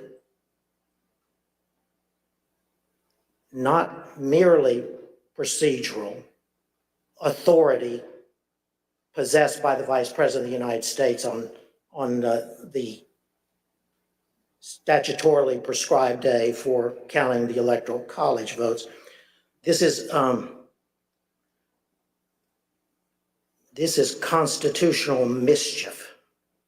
Judge, I think that's a good point. And I think it kind of begs the question that if the vice president had this power to determine the outcome of a presidential election, why hasn't it ever been used before? Why hasn't that ever happened?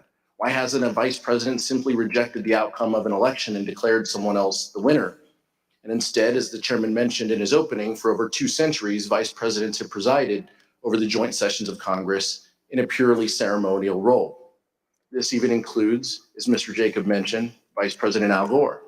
For those of us who are old enough to remember, the 2000 election came down to one state, Florida. There were weeks of recounts and litigation after the election, and Al Gore conceded. Of course, Al Gore was vice president at the time. but he never suggested that he could simply declare himself the winner of the 2000 election when he presided over the counting of the electoral votes. Let's hear what Vice President Gore said when he described the situation he faced in 2000. Importance of the United States of America in all of human history. In Lincoln's phrase, we still are the last best hope of humankind. And the choice between one's own disappointment in your personal career and upholding the noble traditions of America's democracy is a pretty easy choice when it comes down to it. Mr. Jacob, did Dr. Eastman say whether he would want other vice presidents such as Al Gore after the 2000 election or Kamala Harris after the 2024 election to have the power to decide the outcome of the election? So this was one of the many points that we discussed on January 5th. He had come into that meeting trying to persuade us that there was some validity to his theory. I viewed it as my objective to persuade him to acknowledge he was just wrong. And I thought this had to be one of the most powerful arguments. I mean, John, back in 2000, you weren't jumping up and saying Al Gore had this authority to do that. You would not want Kamala Harris to be able to exercise that kind of authority in 2024 when I hope Republicans will win the election. And I know you hope that too, John. And he said, absolutely. Al Gore did not have a basis to do it in 2000. Kamala Harris shouldn't be able to do it in 2024, but I think you should do it today. Mark Short told the Select Committee that Vice President Pence consulted with one of his predecessors, Vice President Dan Quayle, regarding the role of the Vice President. Vice President Quayle confirmed Pence's view that the role was purely ceremonial. Mr. Short also told the committee that he, Mr. Short, received a call from former House Speaker Paul Ryan. Here is Mr. Short's description of his conversation with Speaker Ryan. Speaker Ryan wanted to call and say, you know, you don't have any greater authority. And I said to him, Mr. Speaker, you know, Mike, you know, he doesn't, you know, he recognizes that. And we sort of laughed about it and he said, I get it. And he later spoke to the vice president too, to, I think, have the same conversation. Fortunately for the fate of our republic, Vice President Pence refused to go along with President Trump's demands that he determine the outcome of the presidential election. Mr. Jacob, what was the vice president's reaction when you discussed with him the theory that the vice president could decide the outcome of the election? Congressman, as I testified, the vice president's first instinct was that there was no way that any one person, particularly the vice president who is on the ticket and has a vested outcome in the election, could possibly have the authority to decide it by rejecting electors or to decisively alter the outcome by suspending the joint session for the first time in history in order to try to get a different outcome from state legislatures. Despite the fact that the vice president had a strongly held and correct view that he could not decide the outcome of the election, President Trump launched a multi-week campaign of both public and private pressure to get the Vice President Mike Pence to violate the Constitution. Here are some examples of the intense pressure the Vice President faced from all sides and what his Chief of Staff thought of it. I hope Mike Pence comes through for us, I have to tell you. I hope that our great vice president comes through for us. He's a great guy. Of course, if he doesn't come through, I won't like him quite as much. Was it your impression that the vice president had directly conveyed his position on these issues to the president, not just to the world through a Dear Colleague letter, but directly to President Trump? Many times. And had been consistent in conveying his position to the president? Very consistent. I am aware of the fact that the president was upset with the way Pence acted. Are we to assume that this is going to be a climactic battle? Well, I think a lot of that depends on the courage and the spine of the individuals involved. That'd be a nice way to say a guy named Vice President Mike Pence. Yes. I think we've been clear as to what the vice president's role was. I think the vice president been clear with the president. I think I've been clear with Mark Meadows. I think the vice president is going to throw down tomorrow and do the right thing because, Lou, like I said before, this is a time for choosing. People are going to look back at this moment tomorrow and remember where every single one of their elected officials were. Did they vote for the rule of law and getting these elections right, or did they give it away to the Democrats and the people who cheated and stole their way through this election? Definitely when I got back into town, as talk say like the 5th and the 6th, the president was, all the attention was on what Mike would do or what Mike wouldn't do. The vice president really was not wavering in his commitment to what his responsibility was. And so, yeah, was it painful? Sure. The president's pressure campaign started in December. For example, although the vice president made his views clearly and unmistakably known to the president and others in the White House, on December 23rd, President Trump retweeted a memo from an individual named Ivan Reichland entitled Operation Pence Card that called on the vice president to refuse the Electoral College votes from certain states that had certified Joe Biden as the winner.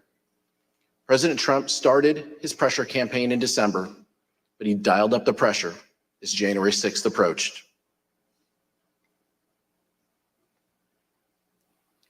The testimony we have received in our investigation indicates that by the time January 4th arrived, President Trump had already engaged in a, quote, multi-week campaign to pressure the vice president to decide the outcome of the election. This had included private conversations between the two leaders, Trump's tweets, and at least one meeting with members of Congress.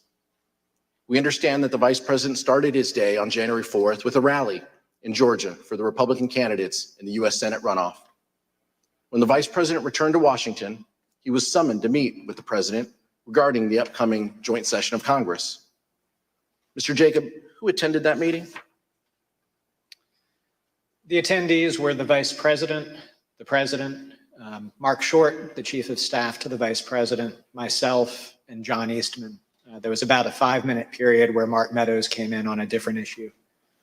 Let's show a photo of that meeting. Mr. Jacob, during that meeting between the president and the vice president, what theories did Dr. Eastman present regarding the role of the vice president in counting the electoral votes? During the meeting on January 4th, Mr. Eastman was opining that there were two legally viable arguments as to authorities that the vice president could exercise 2 days later on January 6th. One of them was that he could reject electoral votes outright. The other was that he could use his capacity as presiding officer to suspend the proceedings and declare essentially a 10-day recess during which states that he deemed to be disputed, there was a list of 5 to 7 states that the exact number changed from conversation to conversation, but that the vice president could sort of issue a demand to the state legislatures in those states to re-examine the election and declare who had won each of those states. So he said that both of those were legally viable options.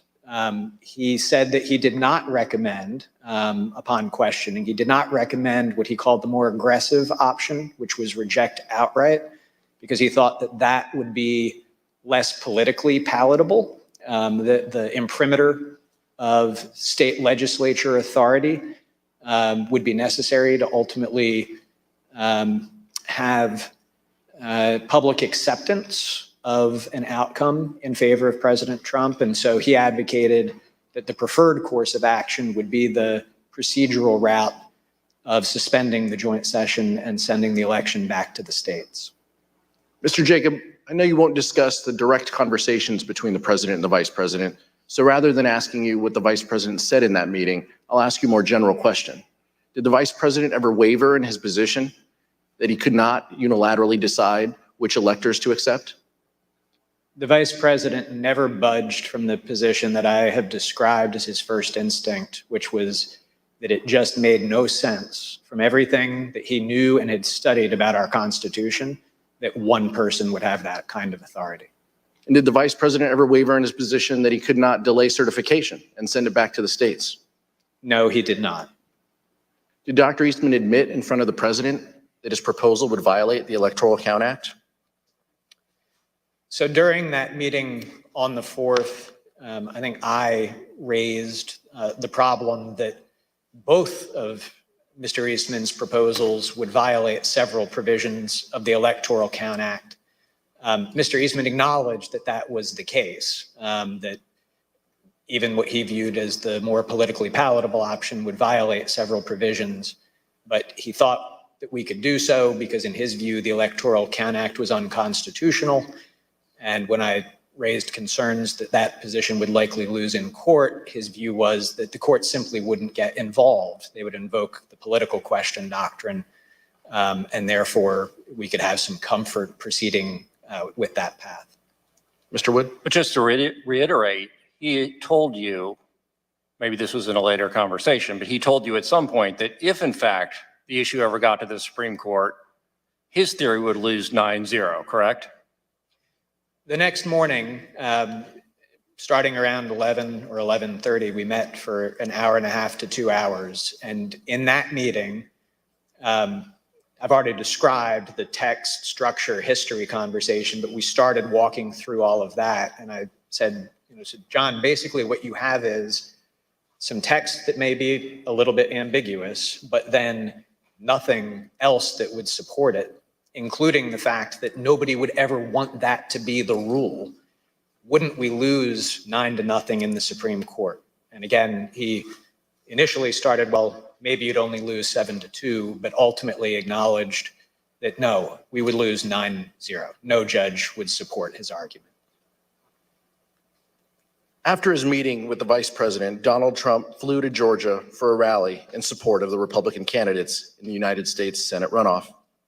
Even though the vice president had been steadfast in resisting the president's pressure, President Trump continued to publicly pressure Vice President Pence in his Georgia speech. Rather than focusing exclusively on the Georgia Senate runoff, Trump turned his attention to Mike Pence. Here's what the president said during that rally in Georgia.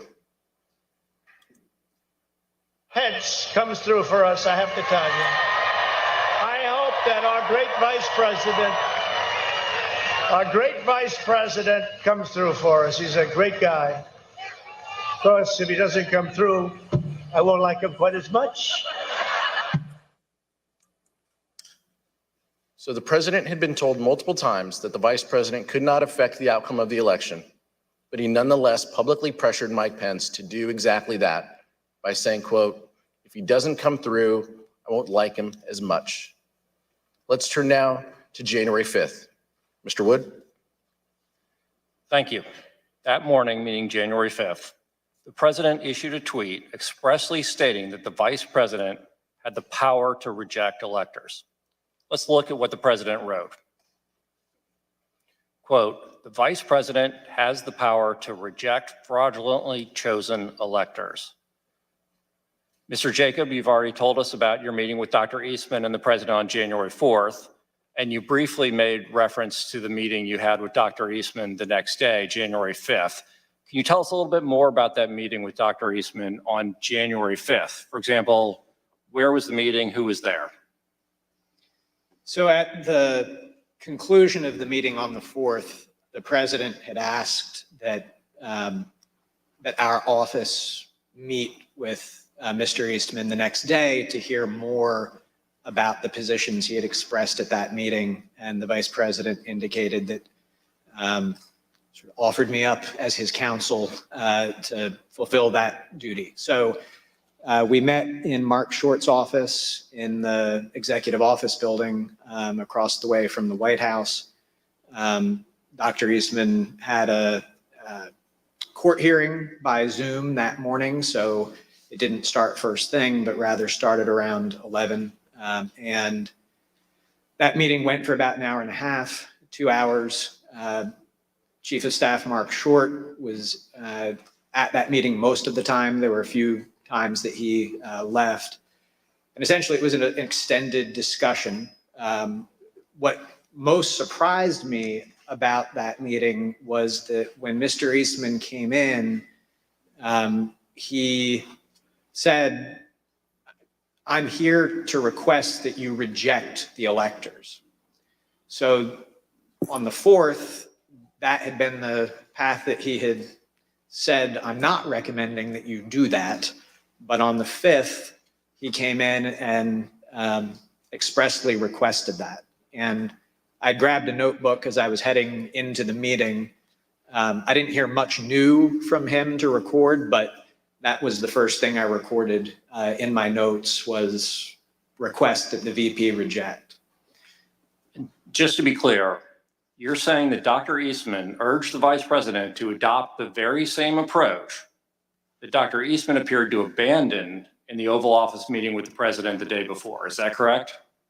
He had recommended against it the evening before, and then on the 5th came in, and I think it was probably his first words after introductions and as we sat down were, "I'm here to request that you reject the electors in the disputed states." And you referenced a moment ago some handwritten notes, which you've provided to the Select Committee. I'd now like to show you those notes.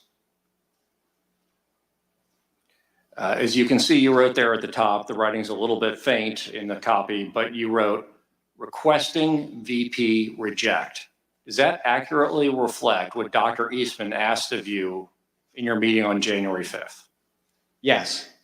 And what was your reaction when Dr. Eastman said on January 5th that he was there to ask the Vice President of the United States to reject electors at the joint session of Congress?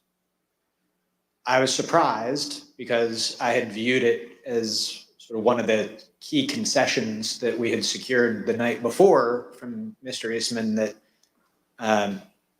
he was not recommending that we do that. So what did you say to him? Well, as I indicated, to some extent it simplified my task because there are more procedural complexities to the send it back to the states point of view. And I actually had spent most of my evening the night before writing a memorandum to the Vice President explaining all of the specific provisions of the Electoral Count Act that plan would violate. So instead, since he was pushing the sort of robust unilateral power theory, I've already walked the committee through the discussions that we had. I started out with our points of commonality, or what I thought were our points of commonality. We're conservatives, we're small government people, we believe in originalism as the means by which we're going to interpret this. And so we walked through the text, we walked through the history, and the committee had shown footage of Mr. Eastman on the stage on the 6th, claiming that Jefferson supported his position in a historical example of Jefferson. In fact, he conceded in that meeting Jefferson did not at all support his position, that in the election of 1800, there had been some small technical defect with the certificate in Georgia. It was absolutely undisputed that Jefferson had won Georgia. Jefferson did not assert that he had any authority to reject electors. He did not assert that he had any authority to resolve any issue during the course of that. And so he acknowledged by the end that there was no historical practice whatsoever that supported his position. He had initially tried to push examples of Jefferson and Adams. He ultimately acknowledged they did not work, as we've covered. He acknowledged it would lose 9-0 in the Supreme Court. He again tried to say, but I don't think the courts will get involved in this. They'll invoke the political question doctrine. And so if the courts stay out of it, that will mean that we'll have the 10 days for the states to weigh in and resolve it. And then they'll send back the Trump slates of electors and the people will be able to accept that. And I expressed my vociferous disagreement with that point. I did not think that this was a political question. Among other things, if the courts did not step in to resolve this, there was nobody else to resolve it. you would be in a situation where you have a standoff between the President of the United States and, counterfactually, the Vice President of the United States, saying that we've exercised authorities that constitutionally we think we have, by which we have deemed ourselves the winners of the election. You would have an opposed House and Senate disagreeing with that. You would have state legislatures that, to that point, I mean, Republican leaders across those legislatures had put out statements, and we collected these for the Vice President as well, that the people had spoken in their states and that they had no intention of reversing the outcome of the election. We did receive some signed letters that Mr. Eastman forwarded us by minorities of leaders in those states, but no state had any legislative house that indicated that it had any interest in it. So you would have had just an unprecedented constitutional jump ball situation with that standoff. And as I expressed to him, that issue might well then have to be decided in the streets. Because if we can't work it out politically, we've already seen how charged up people are about this election. And so it would be a disastrous situation to be in. So I said, I think the courts will intervene. I do not see a commitment in the Constitution of the question whether the Vice President has that authority to some other actor to resolve. There's arguments about whether Congress and the Vice President jointly have a constitutional commitment to generally decide electoral vote issues. I don't think that they have any authority to object or reject them. I don't see it in the 12th Amendment, but nonetheless. And I concluded by saying, John, in light of everything that we've discussed, can't we just both agree that this is a terrible idea? And he couldn't quite bring himself to say yes to that, but he very clearly said, well, yeah, I see we're not going to be able to persuade you to do this. And that was how the meeting concluded. But you just described a terrifying scenario. Sounds like there could have been chaos under the Eastman approach, and you even described it as it potentially could be decided in the streets. And you described several concessions that Dr. Eastman made throughout that discussion or even debate that you had with him.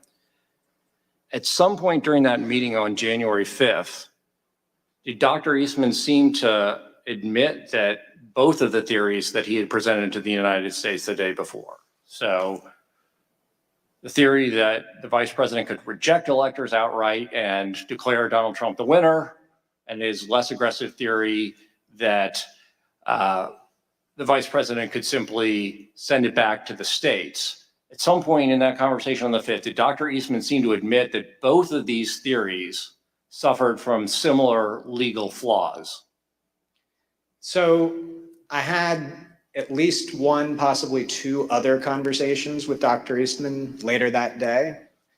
In the earlier meeting, we really were focused, because his request that he made had been reject the electors outright, on why that theory was wrong and why we certainly would not be doing that. Later that day, he pivoted back to, well, we hear you loud and clear, you're not going to reject. But remember last night, I said that there was this more prudent course where you could just send it back to the states. Would you be willing to do that? And during the course of our discussion about his renewed request that we consider that option, he acknowledged to me, he put it, both Mr. Eastman and myself are graduates of the University of Chicago Law School. And he said, look, as graduates of that august institution, you and I will mutually understand that the underlying legal theory of plenary vice presidential authority is what you have to get there. Because this new theory, as I was pointing out to him, or the procedural theory, still violates several provisions of the Electoral Count Act, as he acknowledged. And the only way that you could ever be able to ignore several provisions of statutory law is if it was pretty clear that they were unconstitutional. And the only way they could be unconstitutional is if the vice president had the plenary authorities that were formed the basis for the reject votes as well. So he acknowledged in those conversations that the underlying legal theory was the same. He just thought that the send it back to the states option would be more politically palatable, and he hoped more palatable to the vice president for that reason. And in fact, when Dr. Eastman made this concession during that meeting, according to your earlier deposition, Dr. Eastman said, just between us, University of Chicago chickens, is that right? I don't think that the University of Chicago is going to start a Chicago Chickens fundraising club. But yes, that is the terminology that he used. He said, just between us Chicago chickens, we will understand as lawyers who have studied the Constitution that the underlying basis really is the same. I reserve the remainder of my time. Thank you, Mr. Wood. Mr. Jacob, the president and the vice president meet again on that same topic the next day, January 5th, correct? So after my extended meeting with Mr. Eastman that morning, during that time, the vice president had been back at his residence working on his statement to the nation that we released the next day. He got down to the White House some point between 1 o'clock and 2 o'clock as my meeting with Mr. Eastman was wrapping up. And when Mark Short and I went over to meet with the vice president, and actually we thought maybe we had good news. We felt like we had sort of defeated Mr. Eastman, that he was sort of acknowledging that there was no there. But the vice president was then asked down to the Oval Office, and he went down to the Oval Office while Mark and I stayed back in the vice president's office. You weren't in that meeting. I was not. In the book Peril, journalists Bob Woodward and Robert Costa write that the president said, quote, "If these people say you have the power, wouldn't you want to?" The vice president says, quote, "I wouldn't want any one person to have that authority." The president responds, "But wouldn't it almost be cool to have that power?" Vice president is reported to have said, "No, look, I've read this and I don't see a way to do it. We've exhausted every option. I've done everything I could and then some to find a way around this. It's simply not possible. My interpretation is no." To which the president says, "No, no, no. You don't understand, Mike. You can do this. I don't want to be your friend anymore if you don't do this." We asked Mark Short about this during his deposition. An understanding that I would have in other conversations with the vice president, he articulated to me that no, he wouldn't want that power bestowed upon any one person. Mr. Jacob, did you, Mr. Short, and the vice president have a call later that day again with the president and Dr. Eastman? So yes, we did. And what did Dr. Eastman request on that call?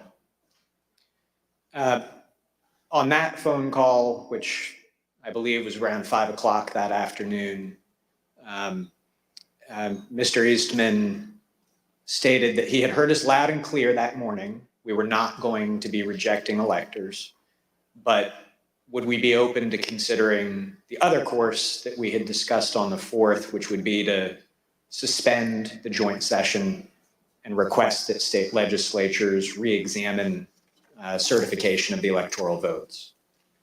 That same day, January 5th, the New York Times ran a story about the disagreement between the president and the vice president about whether the vice president could determine the outcome of the election.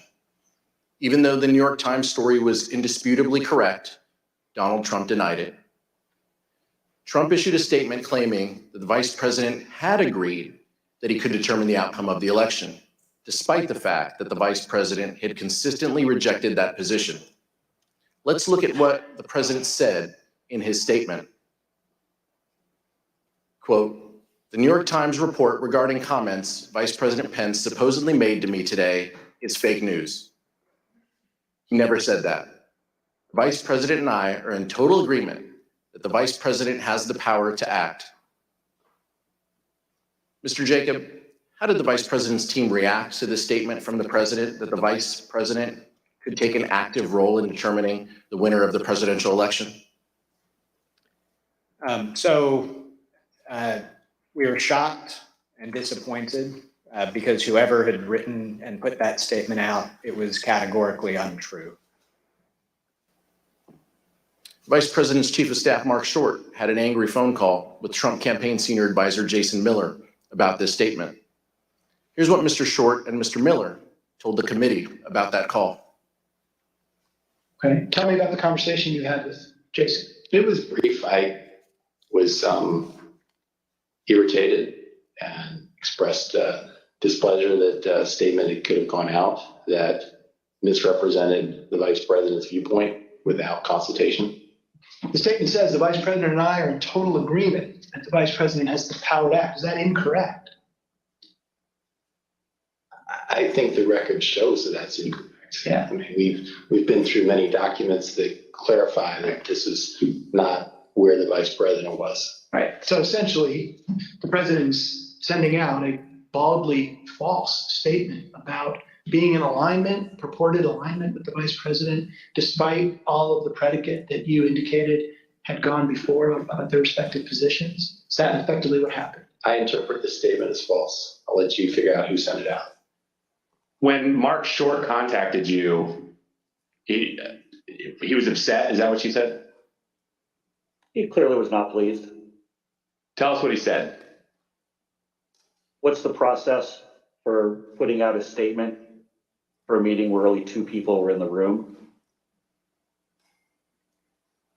Did he ask you to retract the statement? No, I think it went right to what's the process for putting out a statement for a meeting when only two people were in the room. And he clearly disagreed with the substance though, right? Because he said the vice president doesn't agree with this. Trying to think what exactly he said. I mean, the tone was very clearly that he used some language to strongly infer that the vice president disagreed with that take, but I don't remember what that language was. Did he dictate this statement? He dictated most of it. I mean, typically on these, I might have a couple of wording suggestions, or maybe I, have a sentence or a rough framework or something of that. But I know with specificity on this one that it was me and him on the phone talking through it, and ultimately the way this came out was the way that he wanted to. The dispute between the president and the vice president had grown to the point where the vice president's chief of staff, Mark Short, was concerned that the president could, in Mr. Short's words, quote, lash out at the vice president on January 6th. In fact, Mr. Short was so concerned about it that he talked with the head of the vice president's Secret Service detail on January 5th. Here's Mr. Short. Concern was for the vice president's security, and so I wanted to make sure the head of the vice president's Secret Service was aware that that likely, as these disagreements became more public, that the president would lash out in some way. After the recess, we will hear that Mark Short's concerns were justified. The vice president was in danger. Mr. Chairman, I reserve. Pursuant to the order of the committee of today, the chair declares the committee in recess for a period of approximately 10 minutes.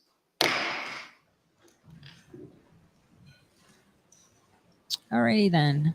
That means for 10 minutes, we get to watch something else. And I think the thing that we should watch is something that Greg Gutfeld said. And that seemed quite interesting.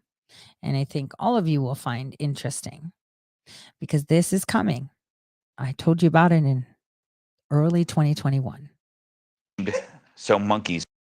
Will the pox get renamed so monkeys won't feel ashamed? The WHO gets bitter about diseases named after a critter. The World Health Organization is changing the name of monkeypox because names shouldn't reference places or animals, and it could be stigmatizing.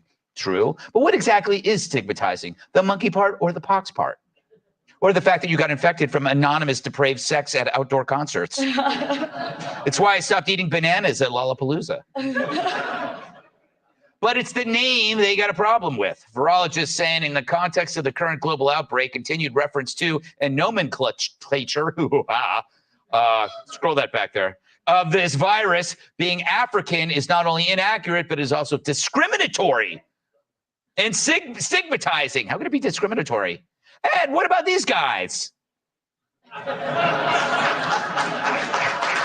Yeah.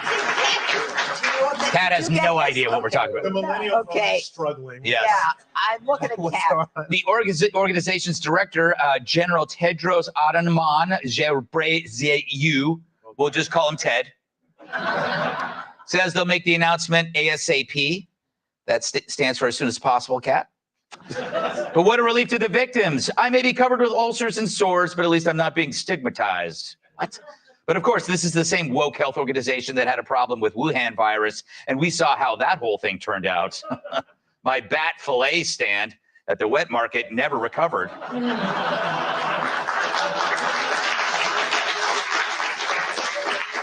It's true. Sounds delicious. And really, if they're worried about animal names, what about their Hippocratic oath? I know, it's disgusting. We go now to the doctor in charge of changing the name.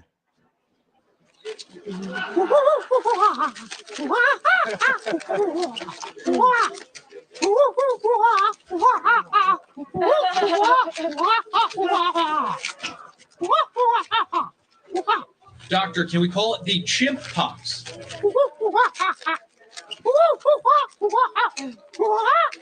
Doctor, can we call it gorilla fluenza?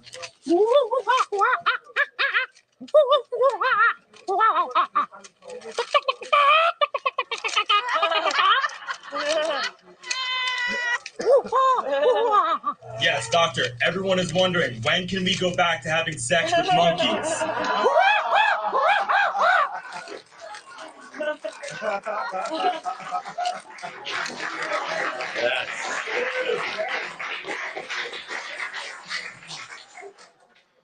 Tyrus, I've been trying to come up with names. Do you have any new names? No, but I do have just a slight observation. So the big thing was the stigmatism, and some might think of it as racist, but they made a racist or a horrible stereotype in their thing saying that only monkeys come from Africa. Right.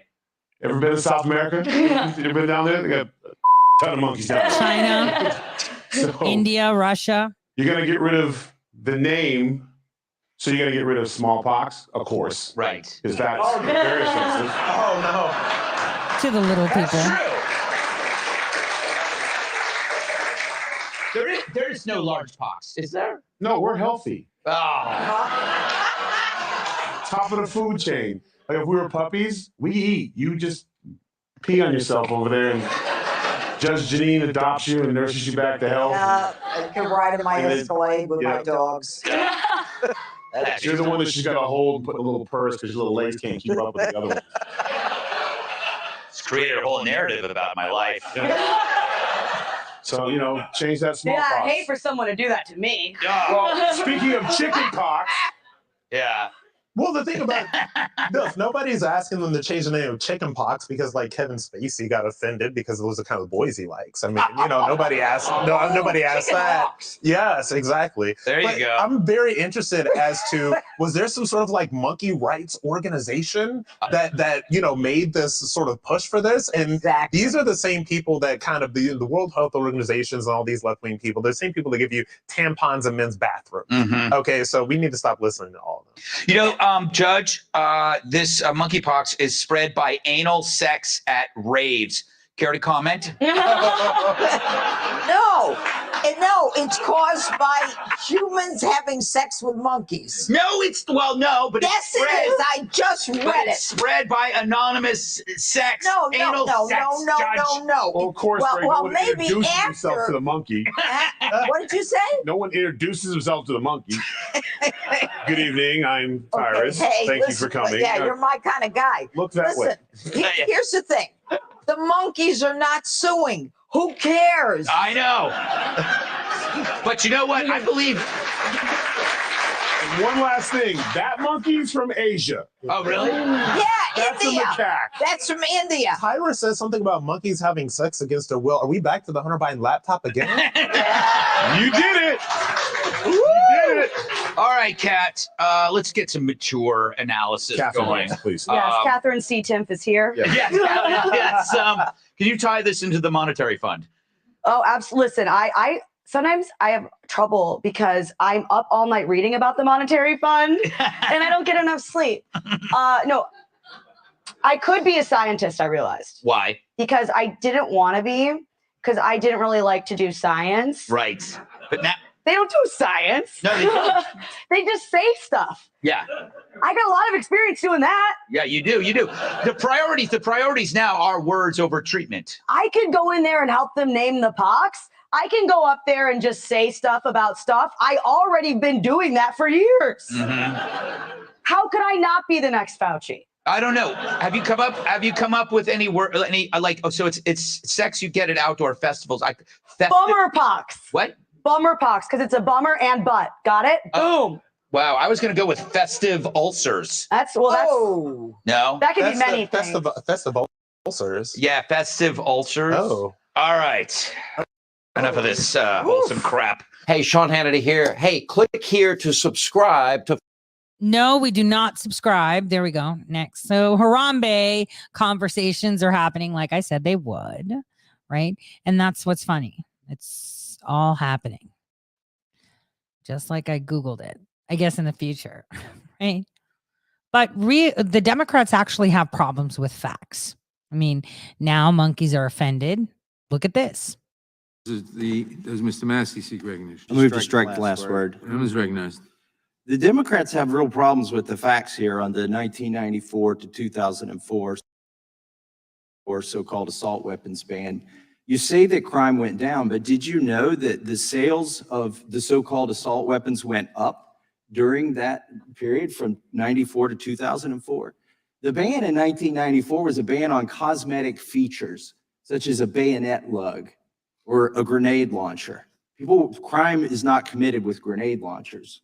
So the manufacturers and the gun control groups bemoaned this fact. The manufacturers, there were 6 in Illinois alone that quickly changed the cosmetics of the firearms and went back to manufacturing AR-15 style rifles within 2 years of 1994. So by 2004, the number of so-called assault rifles, what you all are calling assault rifles, had doubled during the assault weapons ban. So I'm at a loss to understand why they think that had a significant effect on crime. Here's the other problem they have. Almost all gun homicides are committed with handguns. Okay, 95% of these homicides, in fact. So if crime went up because long guns, a different kind of long gun became available, well, how did that happen? Because the crime's not committed with long guns. Moving on, I would like to suggest, since the Democrats want to defund the police, instead of calling this the Active Shooter Alert Act of 2022, they should call it your On Your Own Act of 2022. I think it's very polite to let people know that they're in a dangerous situation. If you're going to defund the police, yeah, you should certainly let them know that there's not going to be any help on the way and that you should duck and hide. But that doesn't apply actually in the 26 states that have decided to institute constitutional carry, where law-abiding gun owners can carry a firearm. In fact, you may want to rename this the Lock and Load Act of 2022, because the good guys with the guns, I don't know if the Democrats know this, Mr. Benson pointed it out, but the good guys with the guns are going to be loading their guns when they get this alert. So you could, I don't know if you should call it the Lock and Load Act of 2022 or the You're on Your Own Act of 2022. Probably depends on if you live in a Democrat-controlled crime-ridden area, which gets me to my next point. You know, when you hear a gun go off in Lewis County, Kentucky, it's 10,000 to 1 odds that is a legal discharge of a firearm. And the one chance that it's not, they're probably poaching a deer.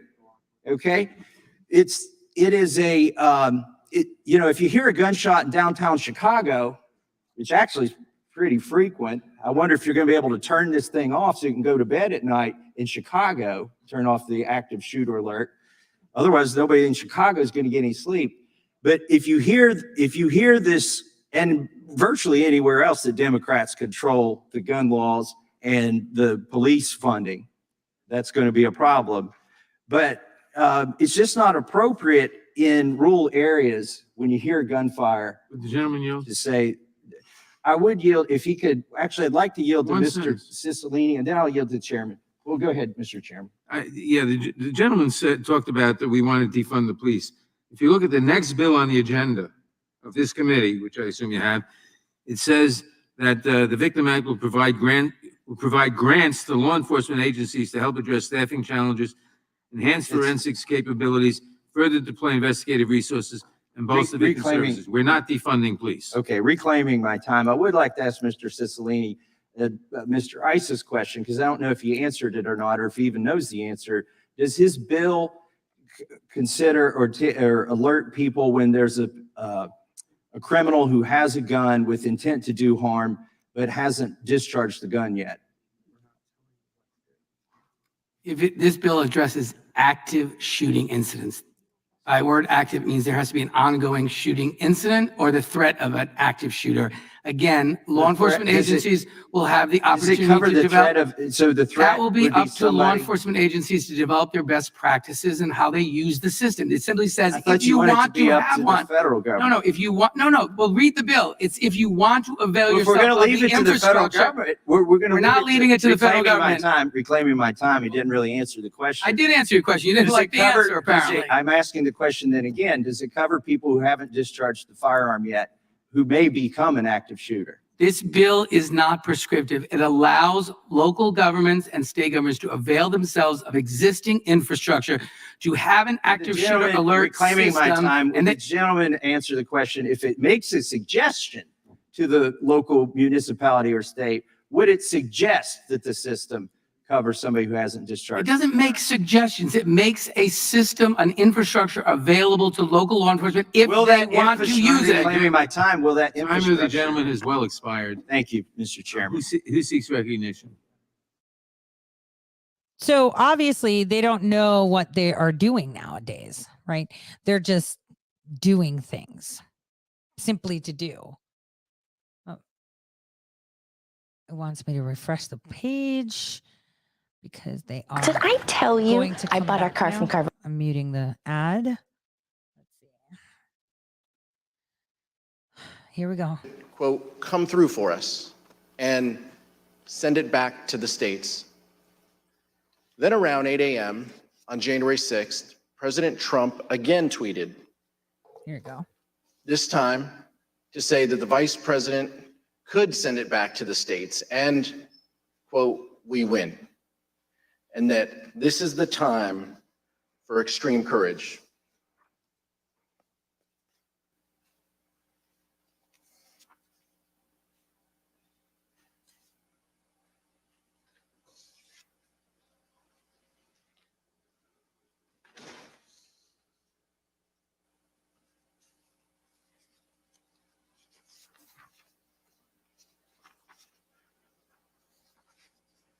Mr. Short told us during his deposition that the vice president started a meeting on January 6th in prayer.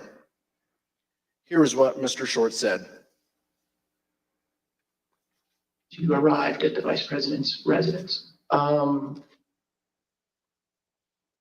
As would often be the case, I recall that knowing it would be an important day, we gathered in prayer.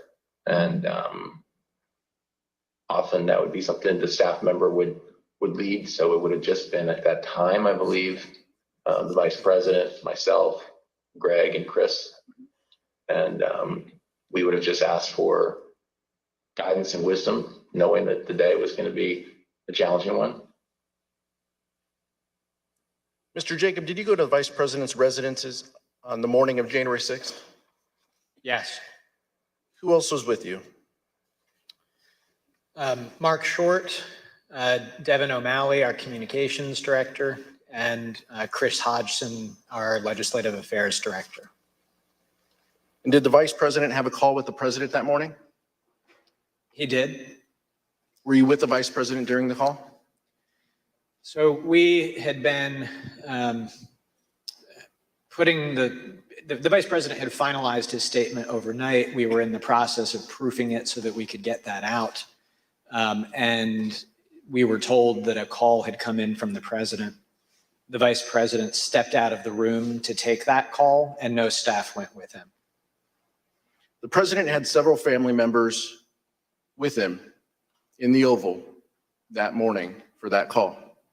I'd like to show you what they and others told the Select Committee about that call, along with never before seen photographs of the president on that call from the National Archives. When I got in, somebody called me and said that the family and others were in the Oval. And do I want to come up? So I went upstairs. And who do you recall being in the Oval Office? Don Jr., Eric, Laura, Kimberly, I believe Meadows was there. At some point, Ivanka came in. It wasn't a specific, formal discussion. It was very sort of loose and casual. So then you said at some point there's a telephone conversation between the president and the vice president. Is that correct? Yes.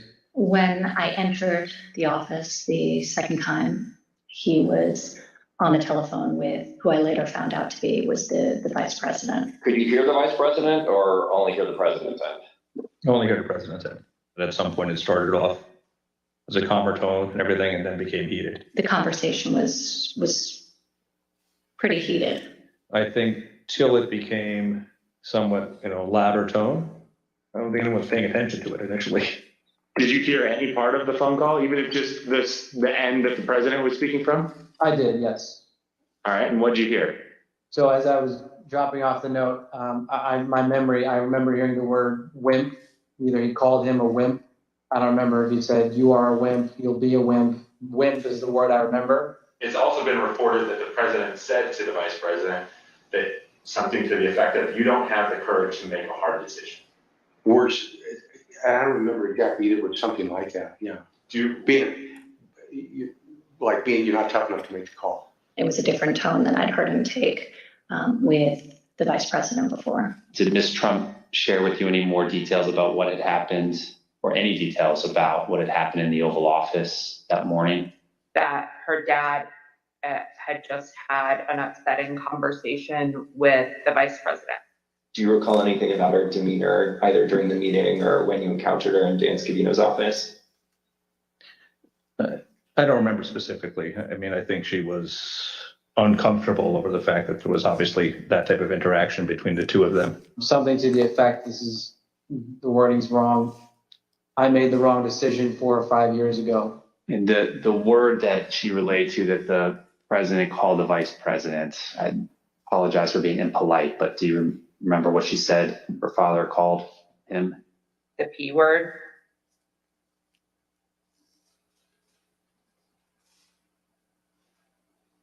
Mr. Jacob, how would you describe the demeanor of the vice president following that call with the president?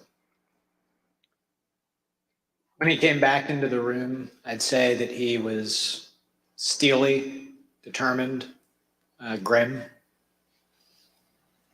Of course, the most dangerous part of what Donald Trump did on January 6th was what he did himself. As will be discussed in detail in a future hearing, our investigation found that early drafts of the January 6th ellipse speech prepared for the president included no mention of the vice president. But the president revised it to include criticism of the vice president and then further ad-libbed. Here is what the president said on January 6th after his call with Vice President Pence. I hope Mike is going to do the right thing. I hope so. I hope so. Because if Mike Pence does the right thing, we win the election. All Vice President Pence has to do is send it back to the states to recertify. And we become president, and you are the happiest people.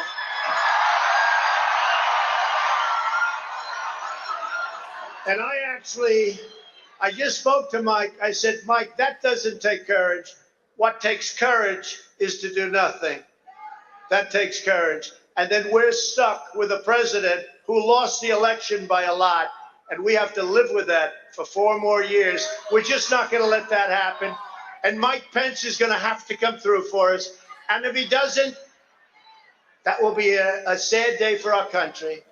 And they want to recertify their votes. They want to recertify. But the only way that can happen is if Mike Pence agrees to send it back. So I hope Mike has the courage to do what he has to do. And I hope he doesn't listen to the rhinos and the stupid people that he's listening to. Of course, we all know what happened next. The president's words had an effect. President Trump's supporters became angry. When the vice president issued his public letter, the crowd at the Capitol erupted in anger. The rioters who had erected makeshift gallows began chanting, "Hang Mike Pence." Testimony in our investigation has made clear what the target of the rioters' ire was: Vice President Mike Pence. The rioters breached the Capitol at 2:13 p.m.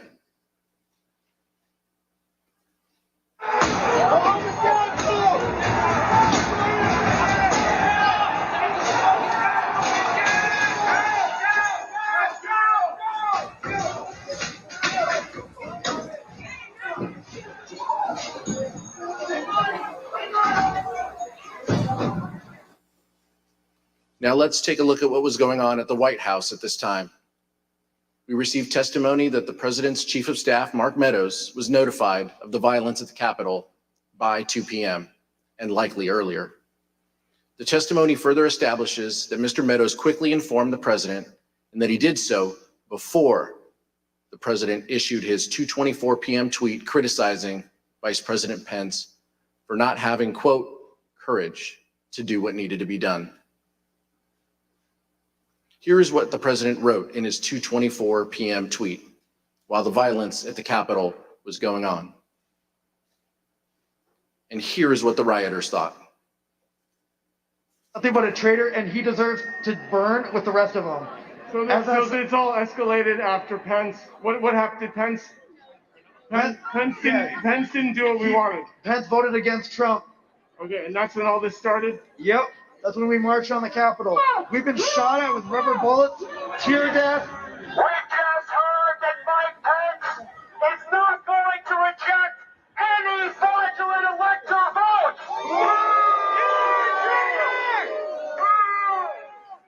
That's right. You heard it here first. Mike Pence has betrayed the United States of America. Mike Pence has betrayed this president, and he has betrayed the people of the United States, and we will never, ever forget. It's real simple. Pence betrayed us, which apparently everybody knew he was going to, and the president mentioned it like 5 times when he talked. You can go back and watch the president's video. This is our Capitol. Let's be respectful to him. There's 4 million people coming in, so there's a lot of control. We love you guys. We love the cops. It's only a matter of time. Justice is coming. Although the president's chief of staff, Mark Meadows, has refused to testify before this committee, Mr. Meadows' aide, Ben Williamson, and White House Deputy Press Secretary Sarah Matthews testified that Mr. Meadows went to the dining room near the Oval Office to tell the president about the violence at the Capitol before the president's 2:24 p.m. tweet. In future hearings, you'll hear more about exactly what was happening in the White House at that time. But here is what some White House staff told the Select Committee. Do you know where he went? Yes, I followed him down the hallway, and I followed him into the outer Oval corridor, which is the hallway between the Oval Office hallway and the outer Oval section of the Oval Office. I followed him into that little corridor hallway. I saw him walk into outer Oval. I maybe took a step into outer Oval and then left. And I don't know where he went outside of that, but it looked like he was headed in the direction of the Oval Office. You know, we had all talked about at that point about how it was bad and the, you know, situation was getting out of hand.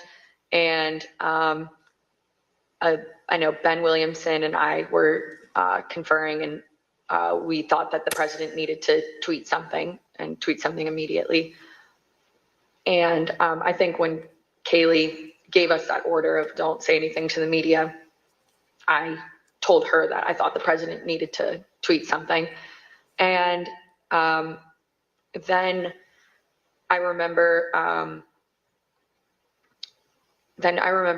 getting a notification on my phone, and I was sitting in a room with Roma and Ben, and we all got a notification. So we knew it was a tweet from the president, and we looked down, and it was a tweet about Mike Pence. I believe I had sent him a text saying that we may want to put out some sort of statement because the situation was getting a little hairy over at the Capitol. And then it was common for, after I would text him, I would just go down and see him in person. You went down to speak with Mark Meadows after this. What was that conversation? Very brief. I went down and told him the same thing I have in the text that I can recall. And I don't remember anything that was said between us other than I told him that. And to my recollection, he immediately got up and left his office. Our investigation found that immediately after the president's 2:24 p.m. tweet, the crowds both outside the Capitol and inside the Capitol surged. The crowds inside the Capitol were able to overwhelm the law enforcement presence, and the vice president was quickly evacuated from his ceremonial Senate office to a secure location within the Capitol complex.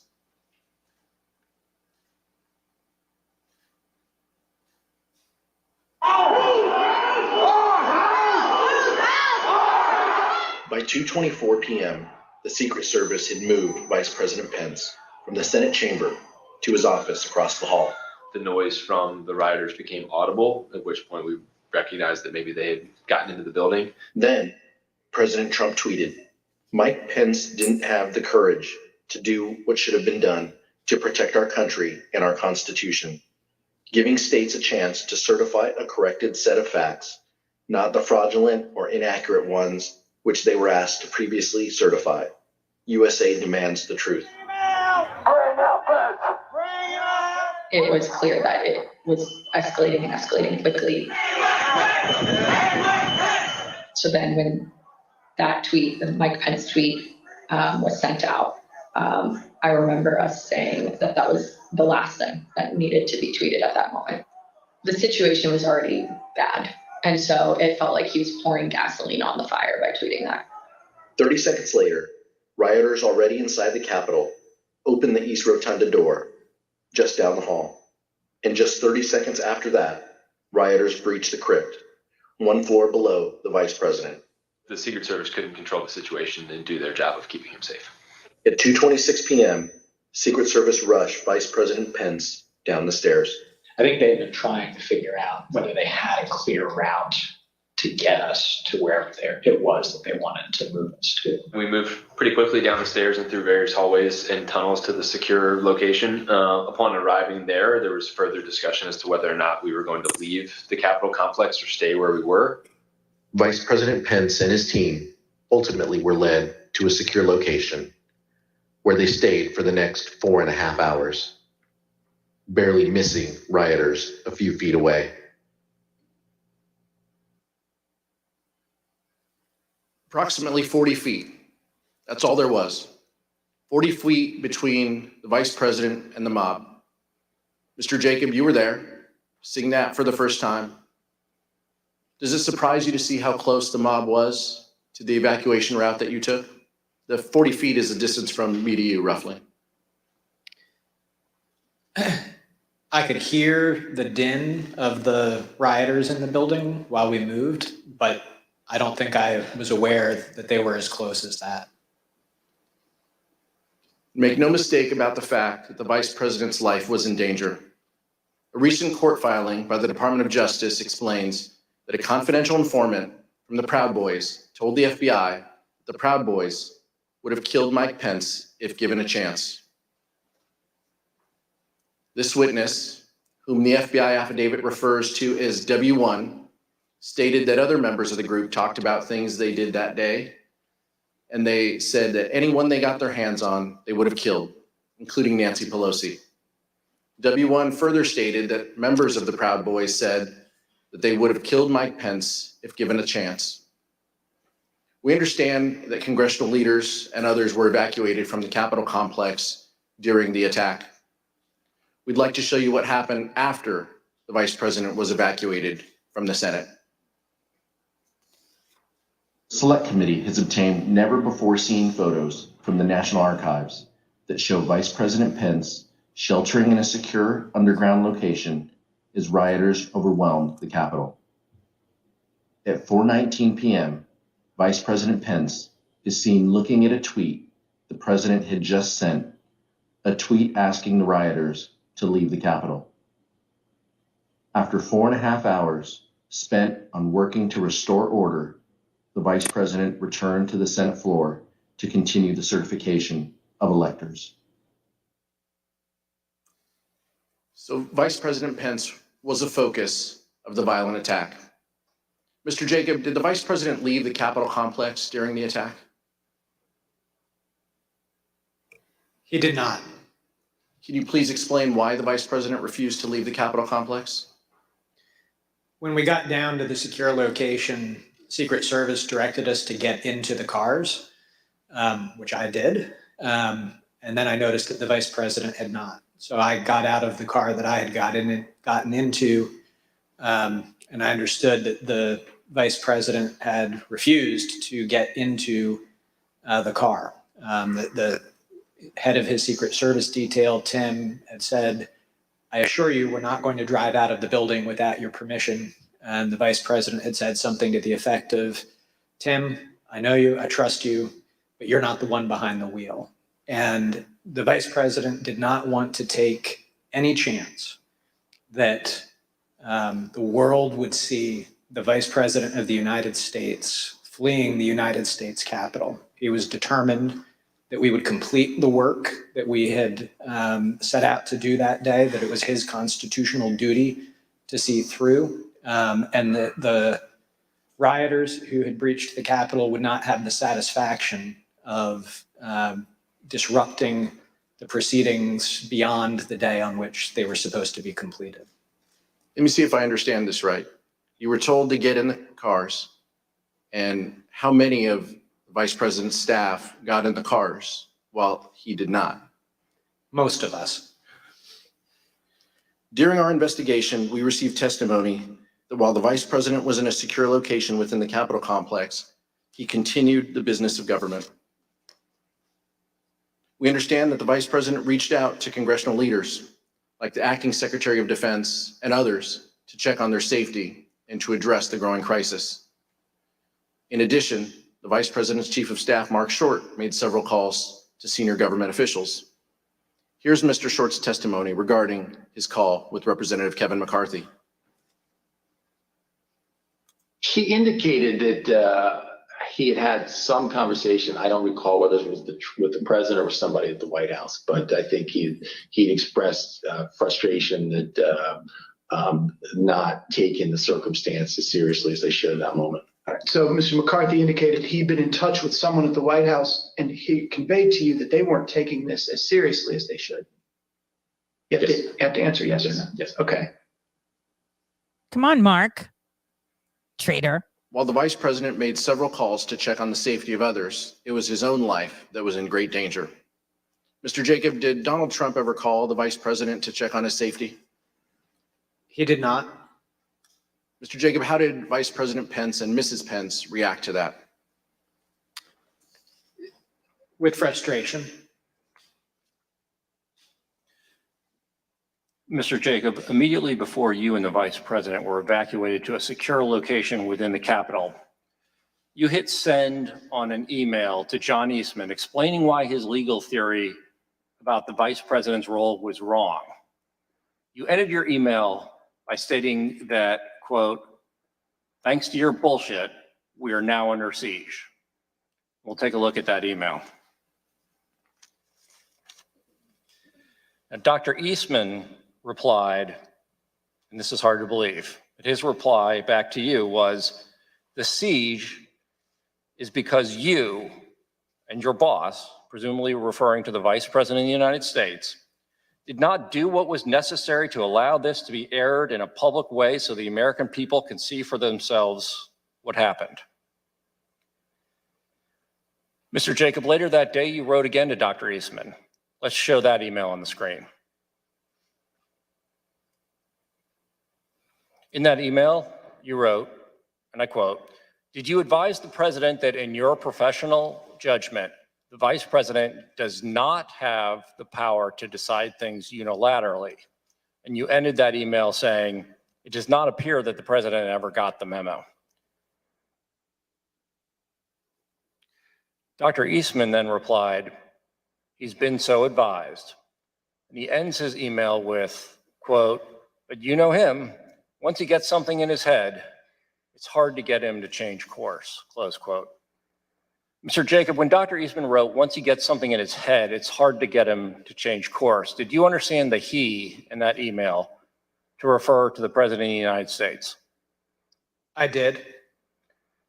And Mr. Jacob, did you hear from Dr. Eastman further after the riot had been quelled? And if so, what did he ask?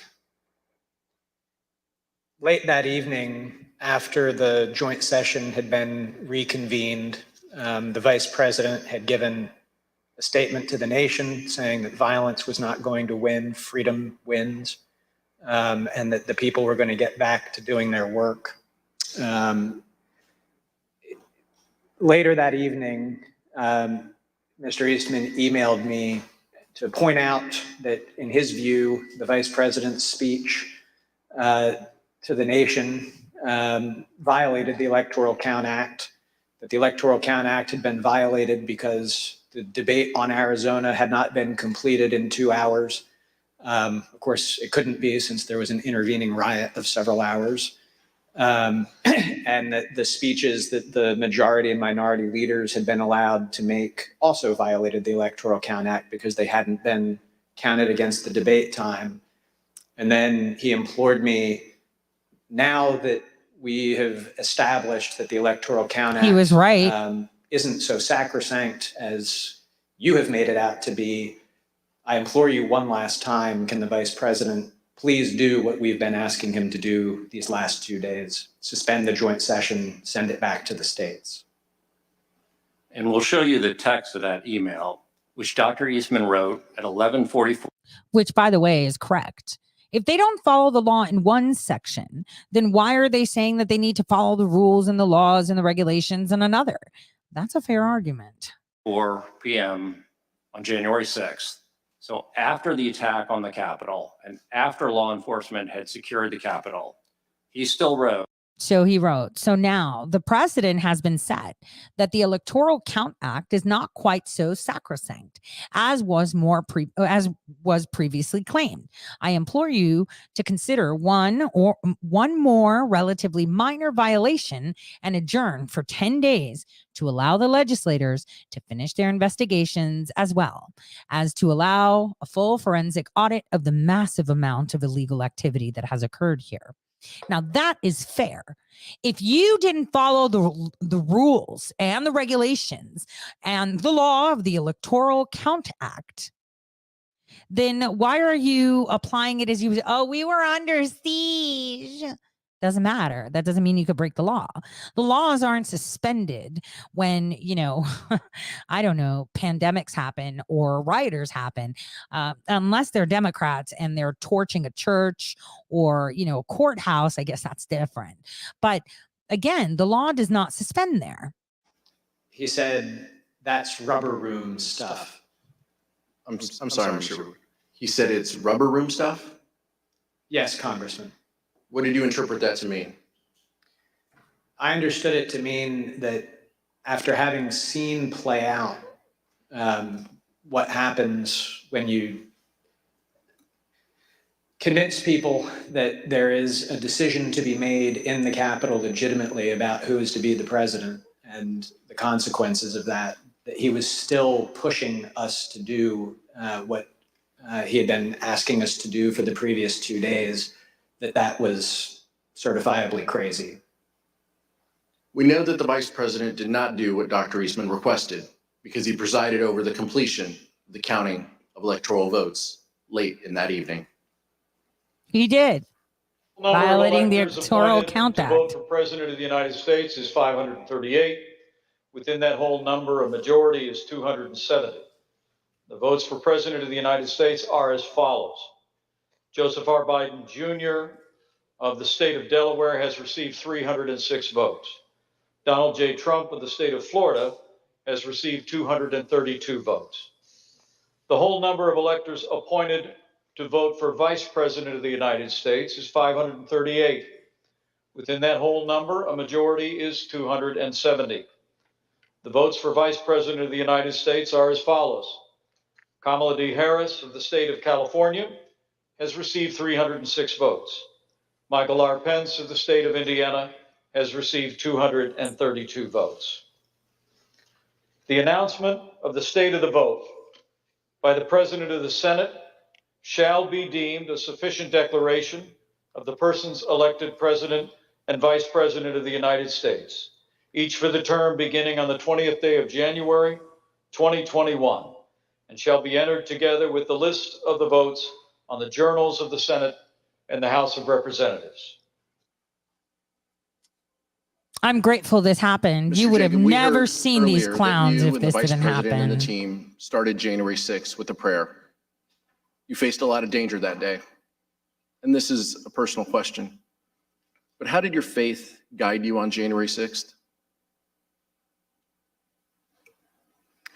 My faith really sustained me through it. I, down in the secure location, pulled out my Bible, read through it, and just took great comfort. Daniel 6 was where I went, and in Daniel 6, Daniel has become the second in command of Babylon, a pagan nation. But That woman completely behind faithfully serves. ear He Jacob. refuses an order from the king that he cannot follow. Oh my God, from the And he king. What a does his loser. duty, That woman over there. Like, what the with his heck oath is to up God. with her face? I felt that that's what had played Dang. out that day. It spoke to you. Yes. At the end of the day, Mark Short sent the vice president a text message with the Bible verse. Here's what he told the select committee. At 3:50 in the morning, when we finally adjourned and headed our own ways, I remember, texting the vice president. By your a toes, passage Mark, from 2 by your Timothy chapter 4, toes. verse 7 about, I fought the good fight, I've finished the race, I've kept the faith. He started his day with a prayer By his and ended his toes. day with a Bible verse. I've fought the good fight. I've finished the race. I've kept the faith.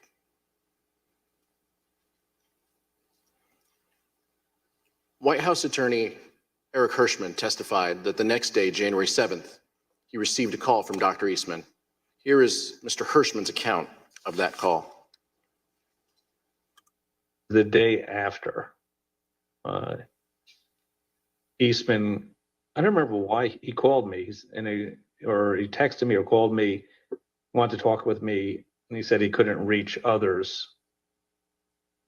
And he started to ask me about something dealing with Georgia and preserving something potentially for appeal.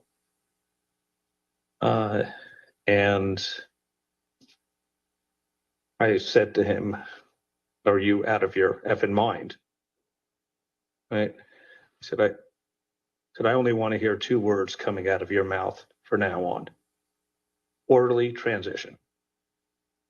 And then he screamed and said, "I don't want to hear any other effing words coming out of your mouth, no matter what, other than orderly transition. Repeat those words to me." And I screamed, and eventually he said, "Orderly transition." I said, "Good, John. Now I'm going to give you the best free legal advice you're ever getting in your life. Get a great effing criminal defense lawyer. You're going to need it." And then I hung up on him. In fact, just a few days later, Dr. Eastman emailed Rudy Giuliani and requested that he be included on a list of potential recipients of a presidential pardon. Dr. Eastman's email stated, quote, "I've decided that I should be on the pardon list, if that is still in the works." Dr. Eastman did not receive his presidential pardon. So let's see what Dr. Eastman did as a result when he was deposed by this committee. I assert my Fifth Amendment right against being compelled to be a witness against myself. Did the Trump legal team ask you to prepare a memorandum regarding the vice president's role in the counting of electoral votes at the joint session of Congress on January 6, 2020? Yeah. Dr. Eastman, did you advise the President of the United States that the Vice President could reject electors from 7 states and declare that the President had been reelected? Yeah. Dr. Eastman, the first sentence of the memo starts off by saying 7 states have transmitted dual slates of electors to the President of the Senate. Is that statement in this memo true? Yeah. Did President Trump authorize you to discuss publicly your January 4th, 2021 conversation with him? Fifth.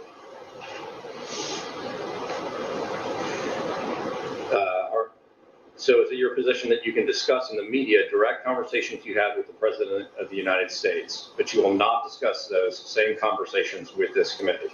Fifth. Dr. Eastman pled the fifth 100 times. Finally, let's hear from a federal court judge, the only one to date who has opined on whether the president was involved in criminal activity. Because he shouldn't be opining. Page 36 of Judge Carter's ruling says, quote, "Based on the evidence, the court finds it more likely than not that President Trump corruptly attempted to obstruct the joint session of Congress on January 6, 2021. Page 40 of the ruling says, quote, "Based on the evidence, the court finds that it is more likely than not that President Trump and Dr. Eastman dishonestly conspired to obstruct the joint session of Congress on January 6, 2021. And page 44, Dr. Eastman and President Trump launched a campaign to overturn a democratic election, an action unprecedented in American history. Their campaign was not confined to the ivory tower. It was a coup in search of a legal theory."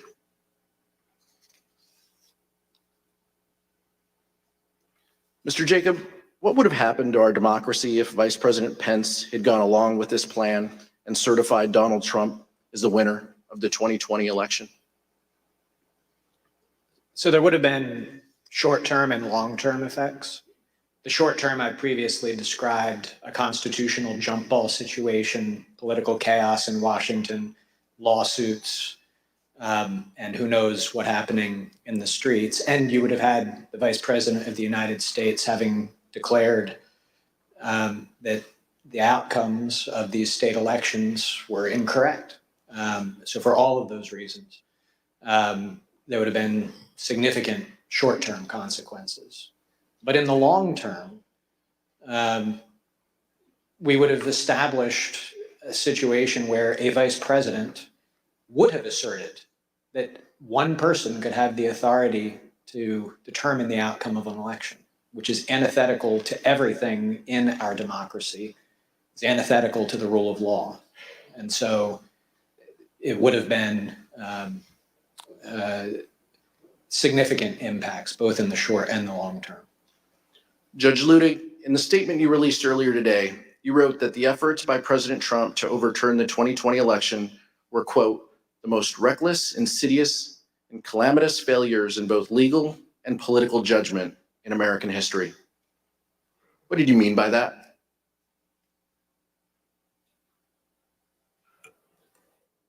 Isn't it funny that they have all these people, but not once President Trump to have the Exactly same what I time to said. explain what happened? Such bullshit. Thank you, Judge. Thank you, Mr. Jacob. Mr. Chairman, I yield back.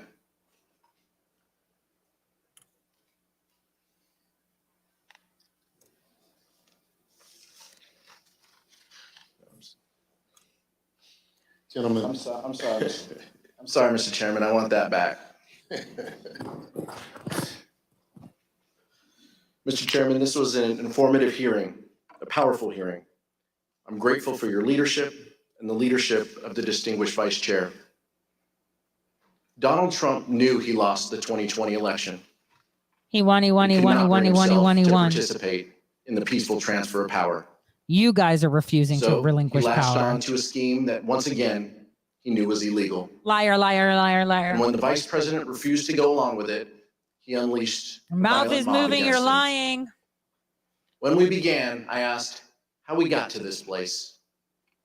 And I think the answer to that question starts with the fact that people in positions of power put their political party before their country. You mean what we see right now? Cannot be allowed to continue. I'll yield back now, Mr. Chairman. Thank you very much. Without objection, the chair recognizes the gentlewoman from Wyoming, Ms. Cheney, for a closing statement. Oh my gosh. Thank you very much, Mr. Chairman. Thank you to my colleague, Representative Aguilar, and thank you very much to our witnesses today, Mr. Jacob and Judge Ludig. Thank you for being here with us. We have seen so far in our hearings that President Trump knew that his claims of a stolen election were false. You have seen that he knew that Mike Pence could not legally refuse to count electoral votes. And you have seen what President Trump did to pressure Mike Pence into taking illegal action. Over the course of our next hearings, you will see information about President Trump's efforts, John Eastman efforts, the Trump legal team's efforts to apply pressure. Your lips are moving, your lips are moving, your lips are moving, and you lie, lie, lie. This is that ice cold Michelle fight for that white gold. This one's for them hood girls, them good girls, straight masterpieces. Styling, wildin', living it up in the city. They got Chuck's on with Saint Laurent. Gotta kiss myself, I'm so pretty. You can buy me diamond earrings and tonight, night, night, night, night, night. Got to smell it on your collar, so we bye, bye, bye, bye, bye, bye. That money, break it down. Girls hit you hallelujah. Girls hit you hallelujah. Girls hit you hallelujah. 'Cause Uptown Funk gon' give it to you. 'Cause Uptown Funk gon' give it to you. Uptown Funk gon' give it to you.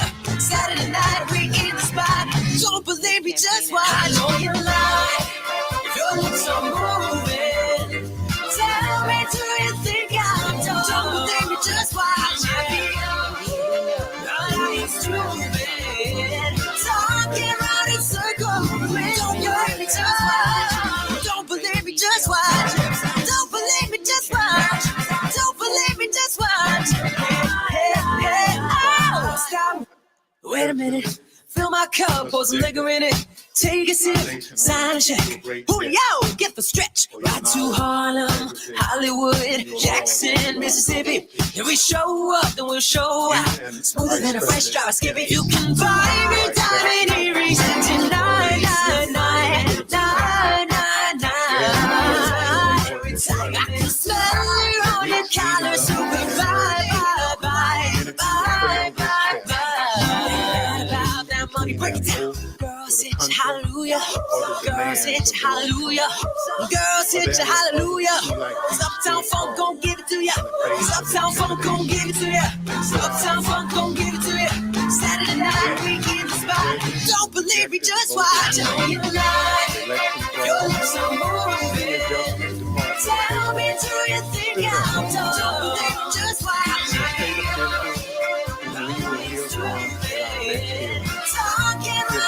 circle. Don't believe me, just watch. Don't believe me, just watch. Don't believe me, just watch. Don't believe me, just watch. Oh! All right, now, let me say, Chewy, we about to take this mash up and bring it down. Just watch. Down, funk you up. Up, down, funk you up. Your turn. I'm done. Fuck you up. Up, down, funk you up. I know you lie. Your lips are moving. Tell me, do you think I'm wrong? I might be wrong, but I ain't stupid. It's Saturday night, we in the spot. Don't believe, just watch. I know you lie. Your lips are moving. Tell me, do you think I'm done? Don't believe me, just watch me. It's stupid. Talking around in circles. Don't believe me, just watch. Up, down, funk you up. Up, down, funk you up. Your lips are up, down, funk you up. Up, down, funk you up.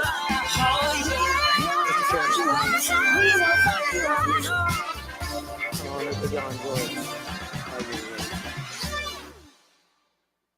I was honored on January 6, 2021.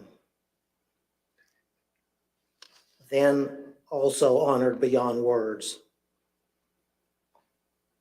to have been able to come to the aid of Vice President Mike Pence.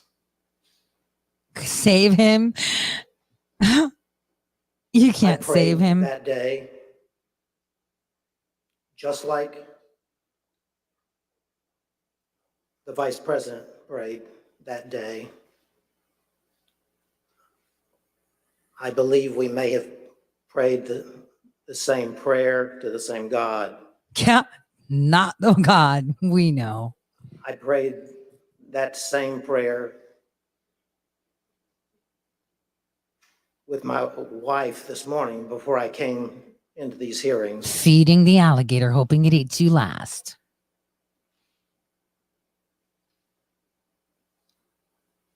I have written, as you said, Chairman Thompson, that today,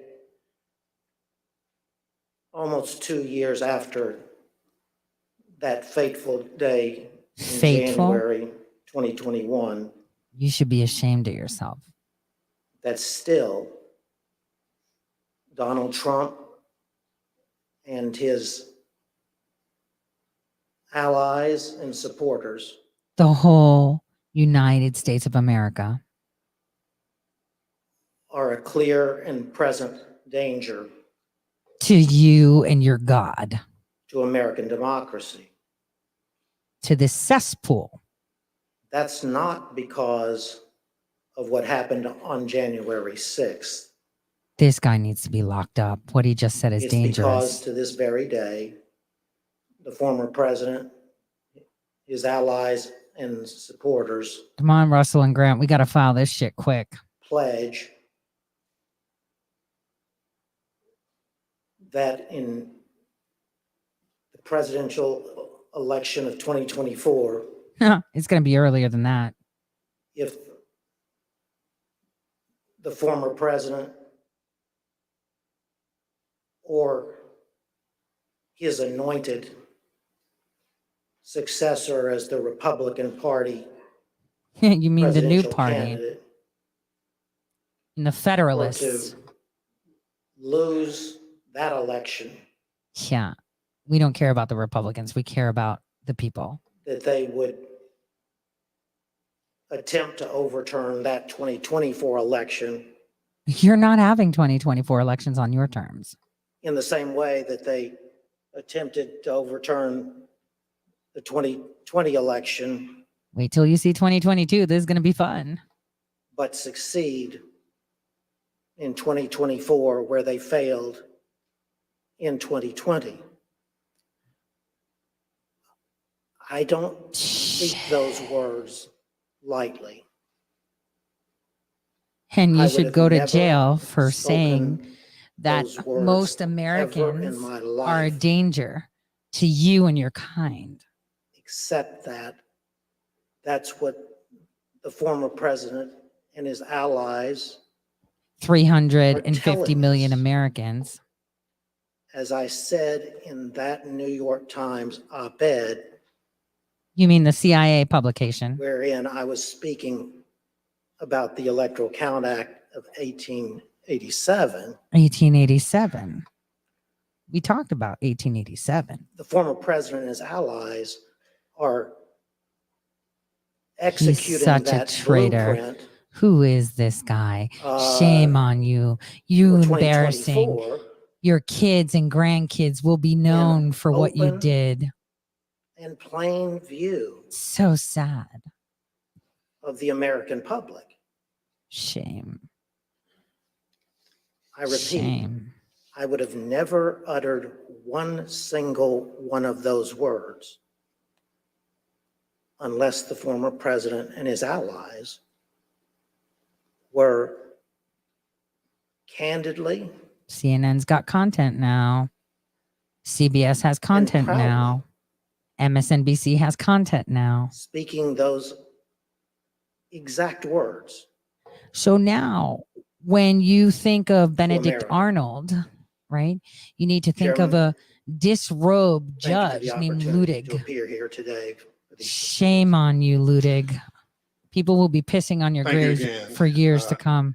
Judge Ludick, as a part of the Select Committee's charge to make recommendations that are informed by other investigative findings, we will be reviewing the views shared by Judge Ludick and other experts on potential improvements to the Electoral Count Act, among a range of other initiatives. Yeah, Ludig von I know the Achol. information we I presented could see over the the memes last now. week is shocking.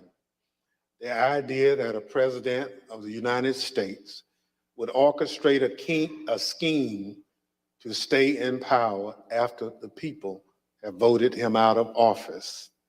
You guys We're are all able to going down. present You this just don't know it information yet. because so many witnesses have cooperated with our probe.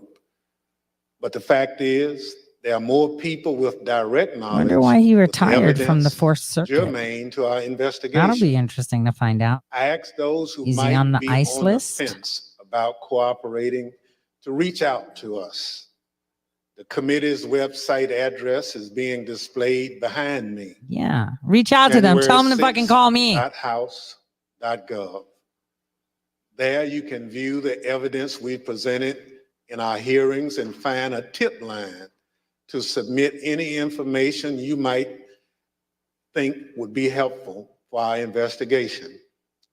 And despite how you might. So they're not asking think for it's important, tips send us what you think. now, but they're And I winning. thank those who sent us evidence for their bravery and patriotism. Without objections, members will be permitted 10 business days to submit statements for the record, including opening remarks and additional questions for the witnesses. The chair requests those in the hearing room remain seated until the Capitol Police. Trump won with have excluded 120 million members votes. From the room. I'm telling you that right now. Without objection, the committee stands adjourned. So they're winning. Apparently, people are like, oh my God, they're winning. They wouldn't be winning if they're winning. They wouldn't be asking for tips while they're already putting on their charade. Oh, wow. This sounds so good. So good, right? Look at this. Look at the stretch that they well, you know, and I don't doubt, but listen, I have told you that CNN will start giving you real news. I told you that on the day of the election that is happening. I want you to see this video. Dispute now between the January 6th committee and a Republican member of Congress. Barry Loudermilk of Georgia is the Republican member in question. Here, you see a man taking photos of stairwells and photos of hallways, not your typical Capitol tour highlights. The committee says Congressman Loudermilk led this man and a few others on a tour of the Capitol complex on January 5th, 2021. The committee says that same man took this video outside the Capitol on January 6th, shouting threats at Democratic lawmakers. We're coming in like white on rice for Pelosi, Nadler, Schumer, even you, AOC. we're coming to take you out. CNN's Ryan Noble's up on Capitol Hill live for us. Ryan, tell us more. Yeah, John, I think maybe each one of these individual pieces of evidence by itself may not be all that suspicious, but when you combine them all together, it is what has raised the concern of the January 6th Select Committee. We should all send them tips. Here's a tip for you. You're going to rot in hell.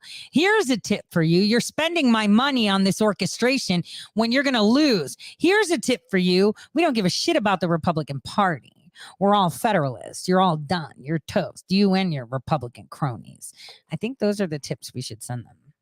Committee, and one of the reasons that they have repeatedly asked Congressman Barry Loudermilk to come before their panel and answer questions about what he knew about this group that he led on a tour on January 5th. Now, Loudermilk has repeatedly said that this was a completely innocent tour. This was a group of constituents that were in town meeting with their member of Congress, and that they weren't there for what some Democratic members of Congress have described as a reconnaissance tour. And adding to all of the intrigue here and the contradictory information that we're receiving is that you know, if I had the time, I would set up a robo thing where it would just send them tips. Put your cereal first and then your milk. Here's another tip. You know, put 2 spoons of sugar, mix it in your coffee, and then add the third one. Makes it sweeter. You know, stuff like that.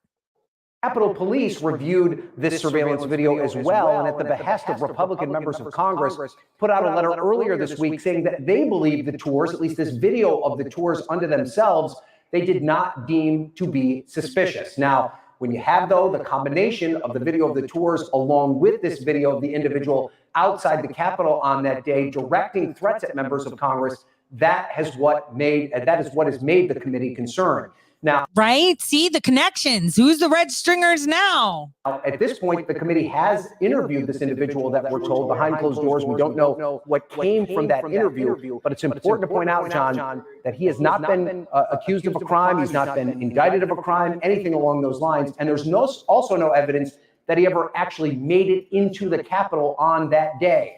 Still, it is enough for the committee to be concerned about it, and that's why they are looking. Concerned about it. Everybody knows where these people live and they're still alive. So don't be that concerned. Because if people were at the point where they were actually dangerous, you wouldn't exist right now. And unlike what Biden said, you don't have, you know, the manpower, stupid American people. We have F-16s and nukes, remember? That we have these. What are you going to do? What, he's going to deploy an F-16 against the American people? Listen, if the people wanted to take these clowns out, they would have done it already. All right? They would have done it already. I don't care how much security you have. They would have done it already. So we're not a danger. We're patient, right? You're trying to make it a danger. And that's the problem. You couldn't get real Americans to get in there and bust things up. You had to organize it yourself. You had to have losers with very low IQs, the size of their shoe size, to be able to orchestrate that. And then they swayed others who were angry.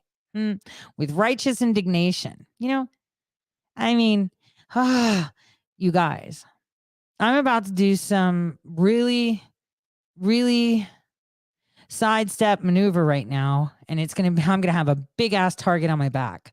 So get your prayers to God, not their God. Oh, we prayed to the same God. Yep. Yep, you did. It ain't the real one. You know, they are trying like crazy. They're still asking for, you know, tips. You won't believe it, right? They're still asking for tips. But they're also trying to create a narrative, and they failed here too. I want you to listen to that guy that worked with Scammy Davis Jr., who went to shoot Kavanaugh. Listen to the story CNN put out. This is very telling.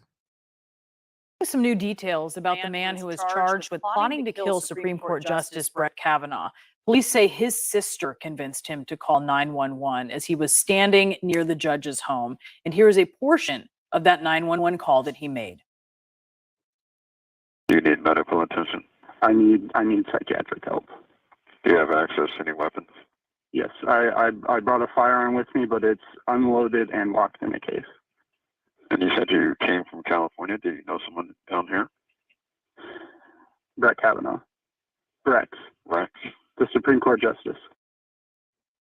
FBI officials say that the 26-year-old was upset about the leak of the Supreme Court opinion related to abortion rights. He's also upset about an upcoming gun case and the school shooting that occurred last month in Uvalde, Texas. Joining us now is the chief of the Montgomery County, Maryland Police Department, Marcus Jones. Can you just tell us, Chief, a little bit more about this 911 call? Yes. On that particular evening, the individual that was arrested had made the 911 call, and we would later find out that he had actually arrived in a taxi cab at near the residence of Justice Kavanaugh, at which point in time he began to walk down the street to actually to see the residence, where he observed the U.S. Marshals who were actually there guarding the U.S. Supreme Court Justice and his family. And so the individual decided to continue to walk by. But in the meantime, he texted his sister to tell her what his intentions were, at which point in time she convinced him to pick up the phone and call 911. To basically turn himself in and not to do what he had planned to do. He observes the marshals. He's carrying quite a bit of equipment with him. Is that right? Oh yes, that's correct. It was interesting that he had a suitcase full of equipment. Equipment. What does that mean? I mean, is it like microphones? Is it, power tools? Is it Scotch tape? Maybe he's a crafter. What do you mean by equipment? Look how they dance around this.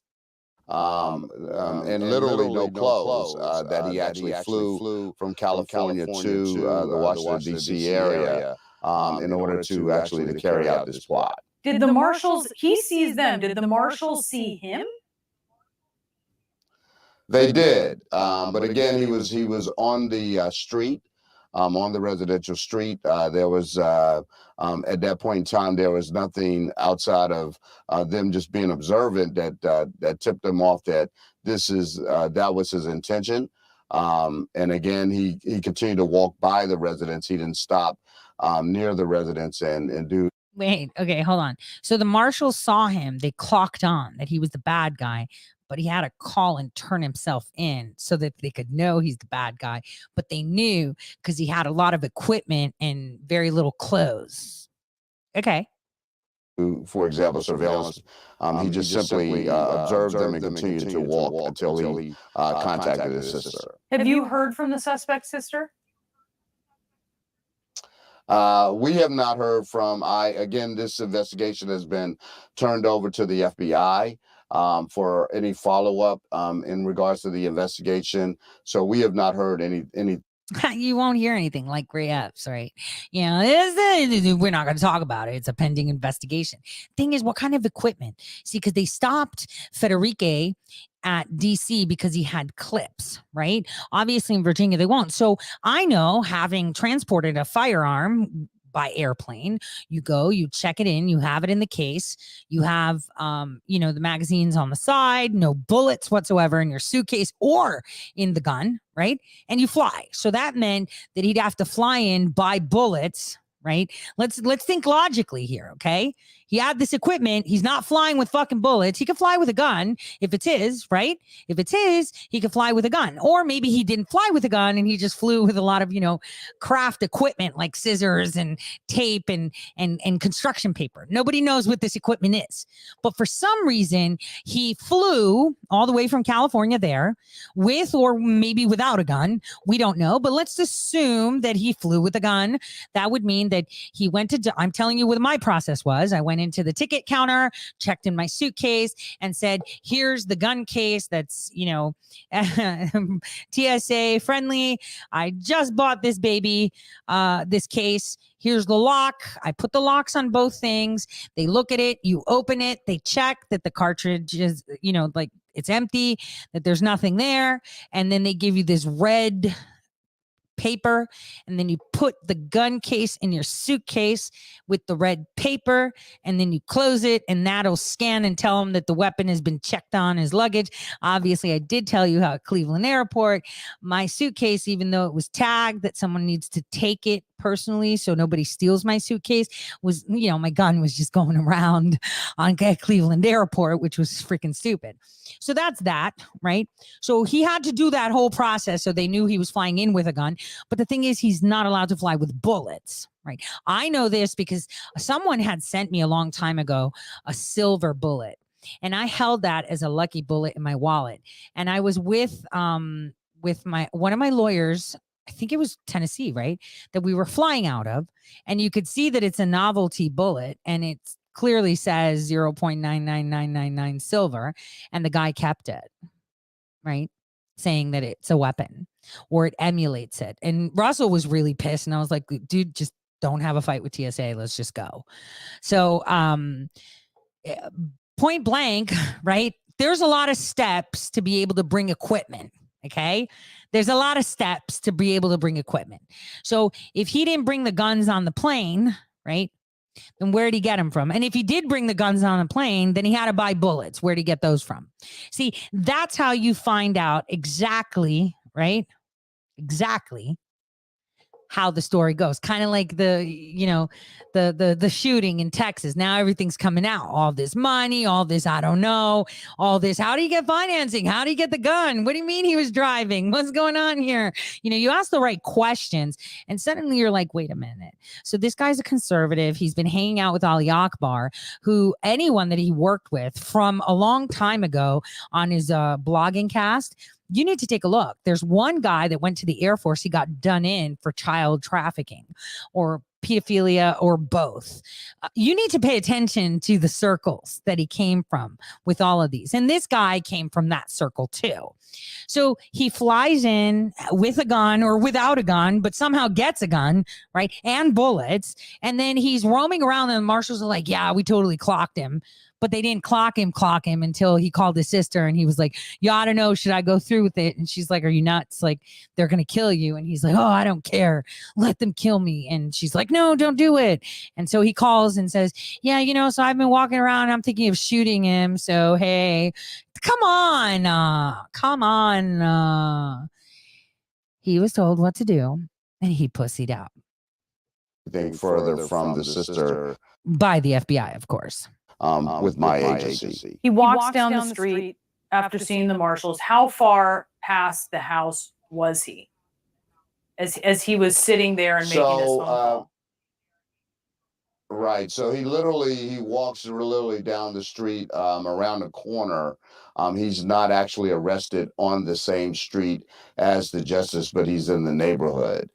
So when the 911 call comes in, our dispatcher did an excellent job. Our call taker did an excellent job of talking to the individual, gathering the We need to hear that call. information to be able to relay that to our officers, who in turn communicated with the U.S. Marshals about this individual and nearby in the neighborhood.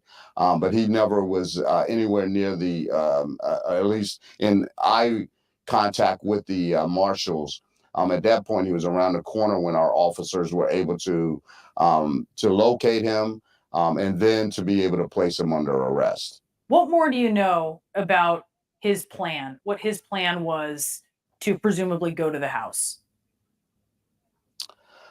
Well, I would just say this. I think his plan was, if he could have, if there was the opportunity to, I think he had significant plans to actually break into the residence. I think he had actual plans to actually do what he said he was going to do.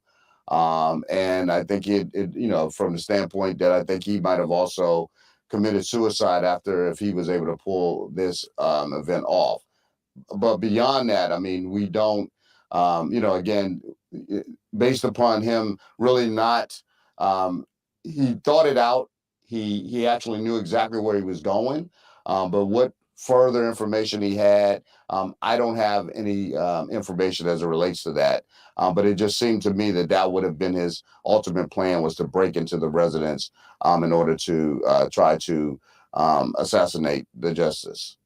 As we've seen some protests outside of the homes of justices, have you enforced the federal law that bars protests like that? How are you handling that? So here in Montgomery County, we are again our local police department for the county. We do not enforce federal law. We do have state and local laws that pertain to protest. So we have had several protests at in this Chevy Chase area, and we have basically done what we have traditionally done as it relates to any protest for any individual when it comes to groups or individuals protesting at residences. And that means that we have these specific rules that people have to abide by.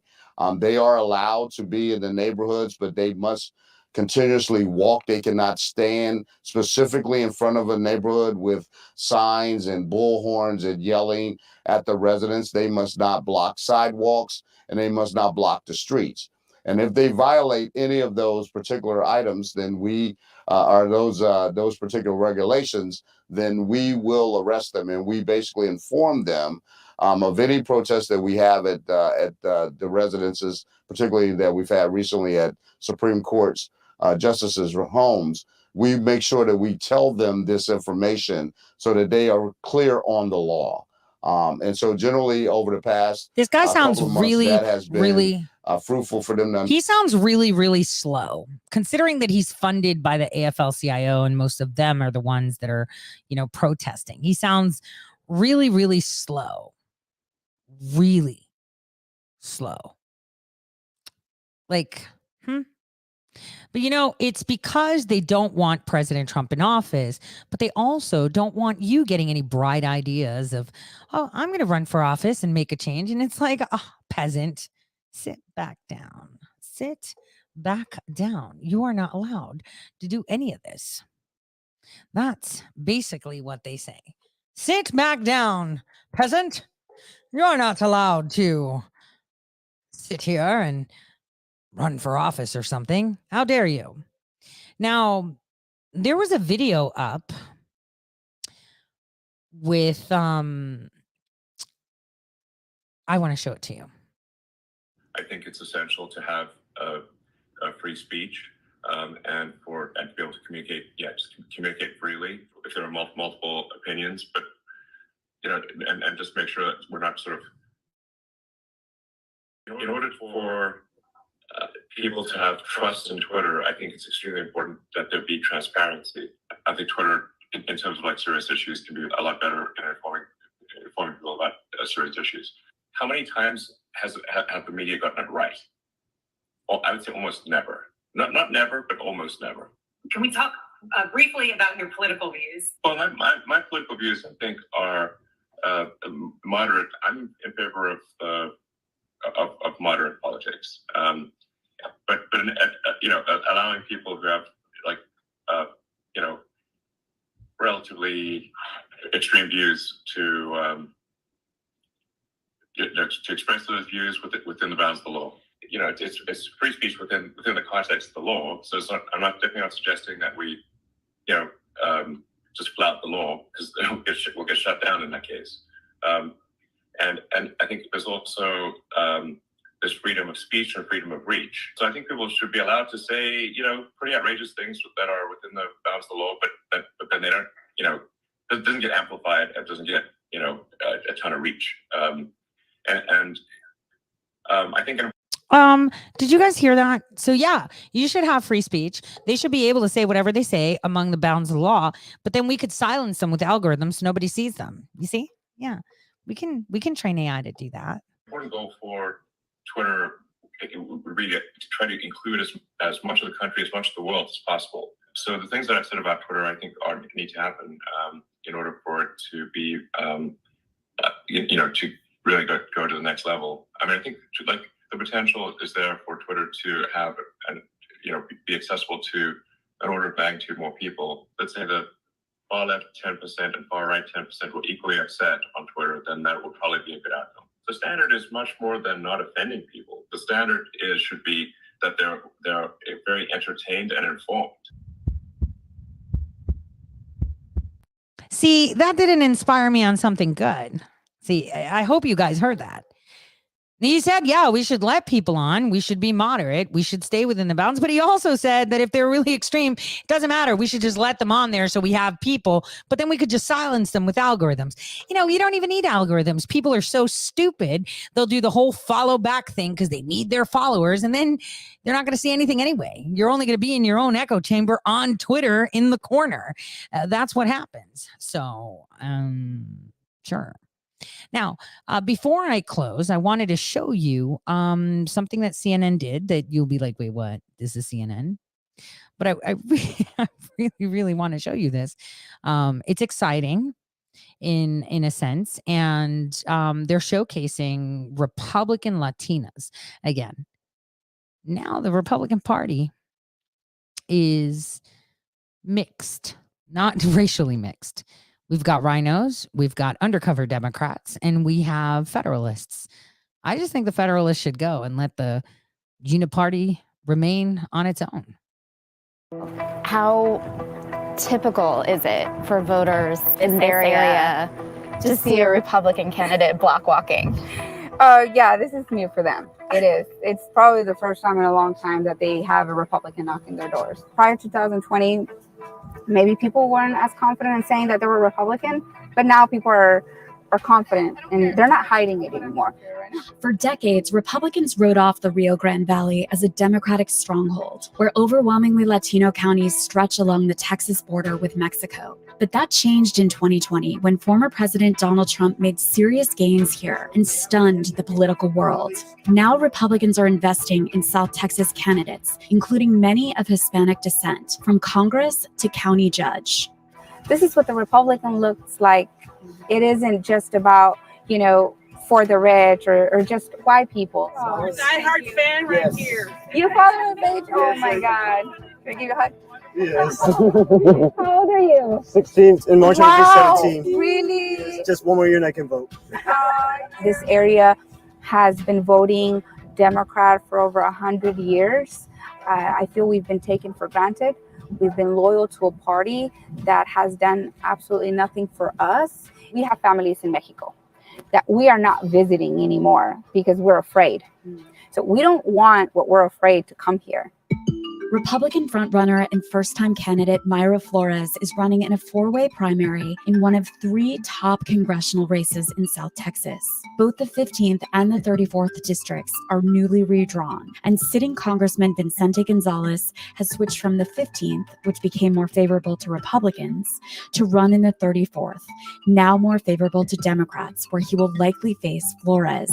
All the benefits I've had in my lifetime were created by the Democratic Party, and I think most people in my region feel the same. Monica De La Cruz is a second-time Republican candidate running for the now open seat in the 15th district. In 2020, she came close to ousting Gonzalez, the Democratic incumbent here.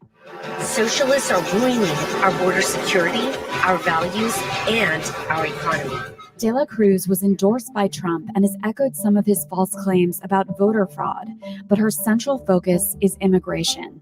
President Trump cared about the border, cared about Border Patrol agents and law enforcement agents. So in the 2020 election, people got motivated, were engaged, and worked to win this seat. And we came within 3 points of doing so. When I ran, people said, well, you're crazy. This is a Democrat stronghold. You don't have a chance. Democrats in South Texas say the claims that their party has forgotten Latino voters are fiction, and that Latino voters were still a key part of Biden's support in major metropolitan areas of Texas in 2020. They argue that the party lost some Latino support in the border counties because it largely suspended in-person campaigning during the pandemic and must do a better job of connecting with voters on issues like the border and the future of the oil and gas industry, which fuels many jobs here. Unfortunately, the previous administration showed up to use our border wall as a photo op. and it worked because it ended up on the TV. Approaching the border and immigration conversation in that way is divisive, and it takes away from the actual conversation we should be having. Democrats, who have long had a diverse slate of candidates in South Texas, are confident they can reverse GOP momentum here in 2022, now that they are back campaigning intensively in these communities. Both sides have long acknowledged that the Latino vote is not a monolith. The November election will test whether the GOP can maintain the gains they made among Latino voters in key states when Trump is not on the ballot. We are the forgotten, and Brownsville has been the forgotten. I am not here to represent a political party. I'm here to represent you. Dang. She's a feisty one. I like her. The way she talks, and she packs some good luggage too. Now I've been on for a while, so I'm going to let you guys go, but I want you, I shared a song yesterday on Telegram, and I would urge you to listen to the words. That's all you have to do is listen to the words. I'm going to show you the people. Pause this. I'm going to show you the people actually doing this. It's a cover, of course, so I don't get flagged. But please pay attention to the lyrics. And if you can't understand them, because some of us sing songs wrong, look them up. You'll be very surprised what you see.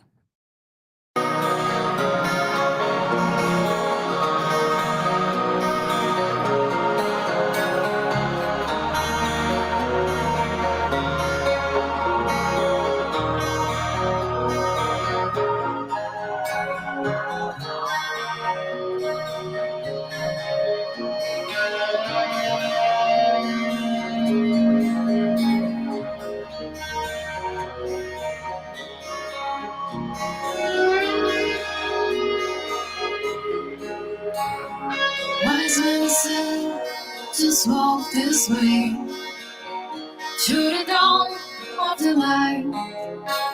And when you blow into your face, as the years pass you by, hear this voice from deep inside. It's the call of your heart. Close your eyes and you will find, pass it out of the dark. Here I am. Will you send me an angel? Here I am. In the land of the morning star.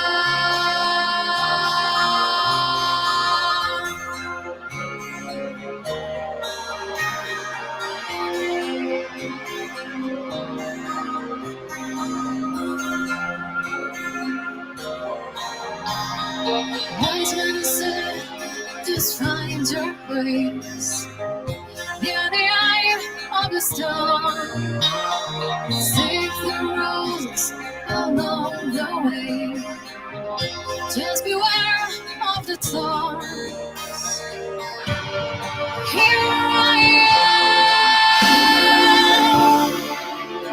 am. Will send me an angel.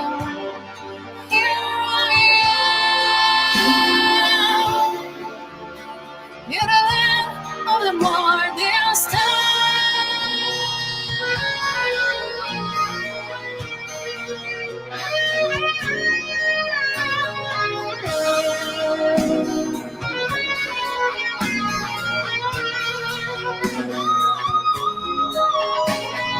Wise men said, just raise your hand and reach out for the spell. Find the door to the promised land. Just believe in yourself. Hear this voice from deep inside. It's the call of your heart. Close your eyes and you will find. multiply. Here I am. We're sound, we are angel. Here I am. In the land of the morning star. Here I am. We'll send me an angel. Here I am. In the land of the morning star.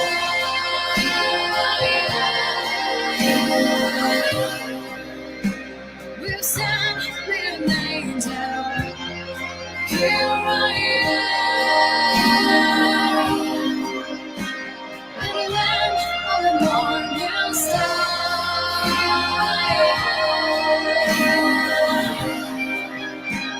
We'll send me an angel. Here I am. Thank you for the rants.